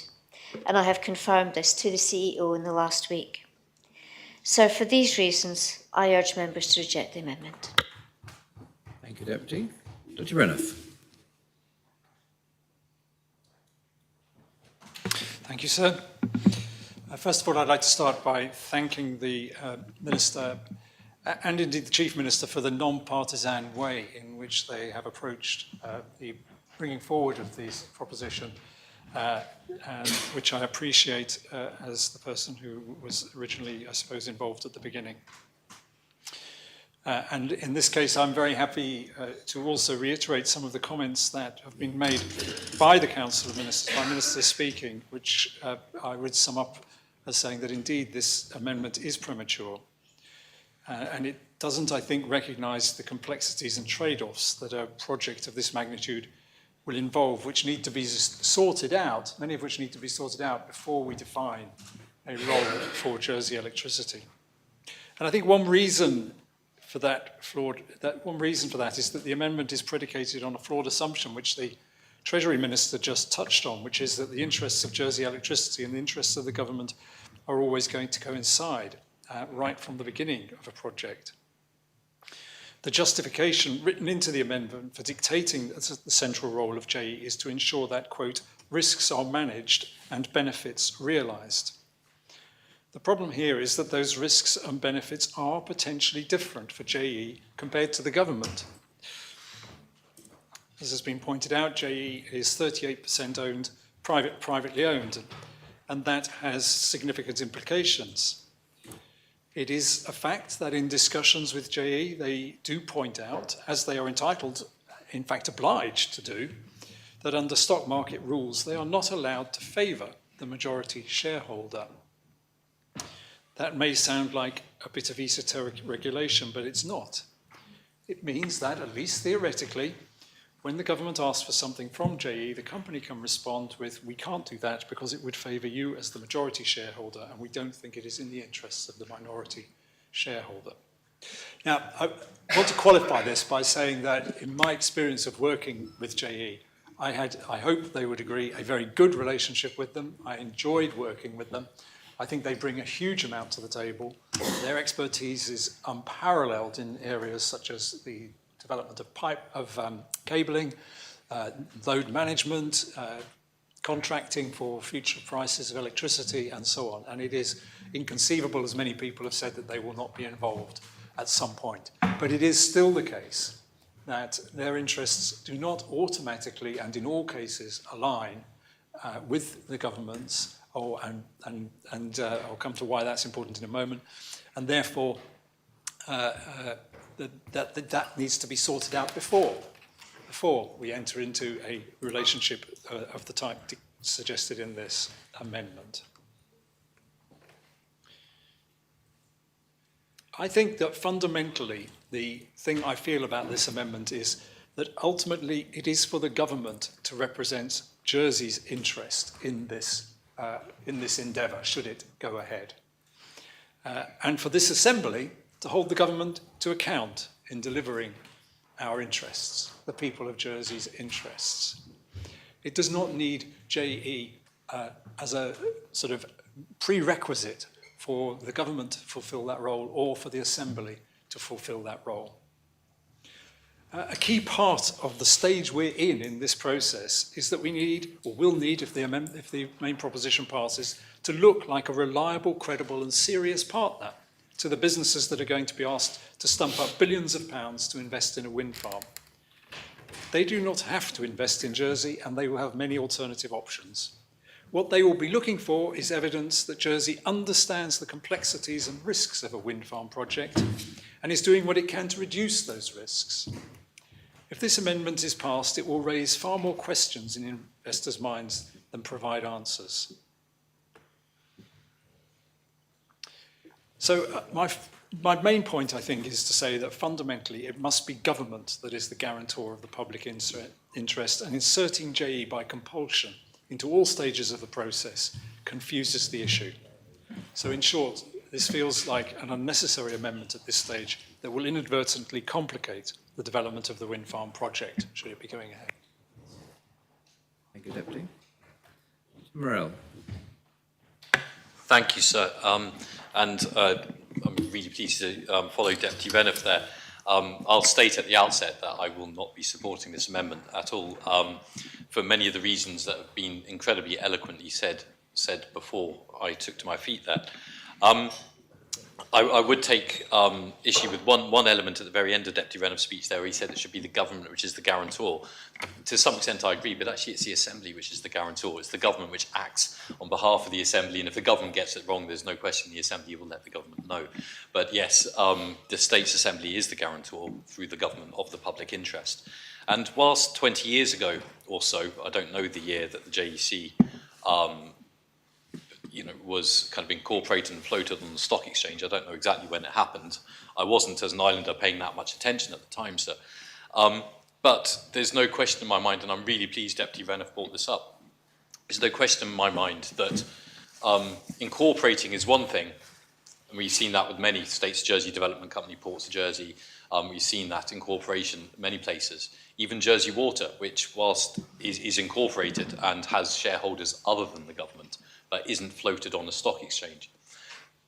The decision to float the shares in the publicly listed shares in the Jersey Electricity Company on the stock exchange did, in my opinion, drive a bigger wedge between the Jersey Electricity Company and the people of Jersey. And the reason being is the regulatory reason, exactly as Deputy Renniff just said. There are rules about having shares listed on the stock exchange, which mean that actually a majority shareholder cannot be preferred over minority shareholders. And that immediately enlarges the gap between the people of Jersey and the company itself. To no fault of the company, they have to work by those rules, but it would be amiss of this assembly not to be aware of that significant difference, which, to my knowledge, I don't know of any other publicly owned, kind of state-owned company which has that public listing as well. I can't think of any. If I'm wrong, please let me know. But that is one reason, among many, why I believe this amendment is in no way the right amendment. There is also, as we've heard, the issue of the Jersey Electricity Company being the generator and the seller, where it would want the highest price, you want to sell at the highest possible price, but then the retailer into Jersey, where in theory it should be retailing at the lowest possible price, because it wants to provide as low a price to consumers as possible. So how do you bridge that gap between wanting to charge the highest price and then wanting to sell at the lowest price? That would be one company trying to do both of those jobs. That's not an easy place for it to be. I question, my assumption is, in reading the proposition and the report to the proposition, that the JEC did not request this amendment. Because as you read the report, it seems too muddled in its thinking to have been from the perspective of the Jersey Electricity Company, who, if they did want this amendment, would surely want it for one particular good reason. The main reason that I can find in this amendment is that Deputy War would prefer a good night's sleep. And that's the reason for bringing this amendment at the end of the report, where he states that he will sleep easier if this amendment is passed. And that is not a reason for the Assembly to tie the hands of the Minister or the Government at this stage. Jersey Electricity will undoubtedly play a role. Jersey Electricity are in a position where they could choose almost to play many different roles. They may choose to be part of a consortium bidding to be the generator. They may choose to be an advisor to government. They may choose to stay as the JEC and just purchase electricity from this and just enhance their role in that way. The JEC themselves have decisions to make about the type of role that they would like. And if this amendment, as I suspect, hasn't been brought at the behest of the JEC, then I would say, why would we want to tie the hands of the Jersey Electricity Company as well? Because they may wish for a completely different role to the one that's been suggested in this amendment. And so, sir, I fully support the Minister in his opposition to this amendment. It isn't the right one. We are at a very early stage, and there is a long way to go. And I really hope that the Assembly rejects this amendment and supports the Minister's work going forward. Thank you, sir. Thank you, Deputy. Is the adjournment now proposed? Members content to adjourn. I'm going to mention what you're about to mention, Deputy Ward, which is to remind members that the AGM of the Jersey branch of the CPA is in the chamber in about 10 minutes' time. Members content to adjourn now? Yeah, thank you, sir. There will be a small reception presentation afterwards as well, if members can stay on. Yes, that's absolutely right, and thank you for reminding me of that. I'll remind members formally that after the AGM, there are refreshments and presentation by members on various CP events during the course of the last year in the old library. Members content to adjourn now? Adjourn until 9:30 tomorrow.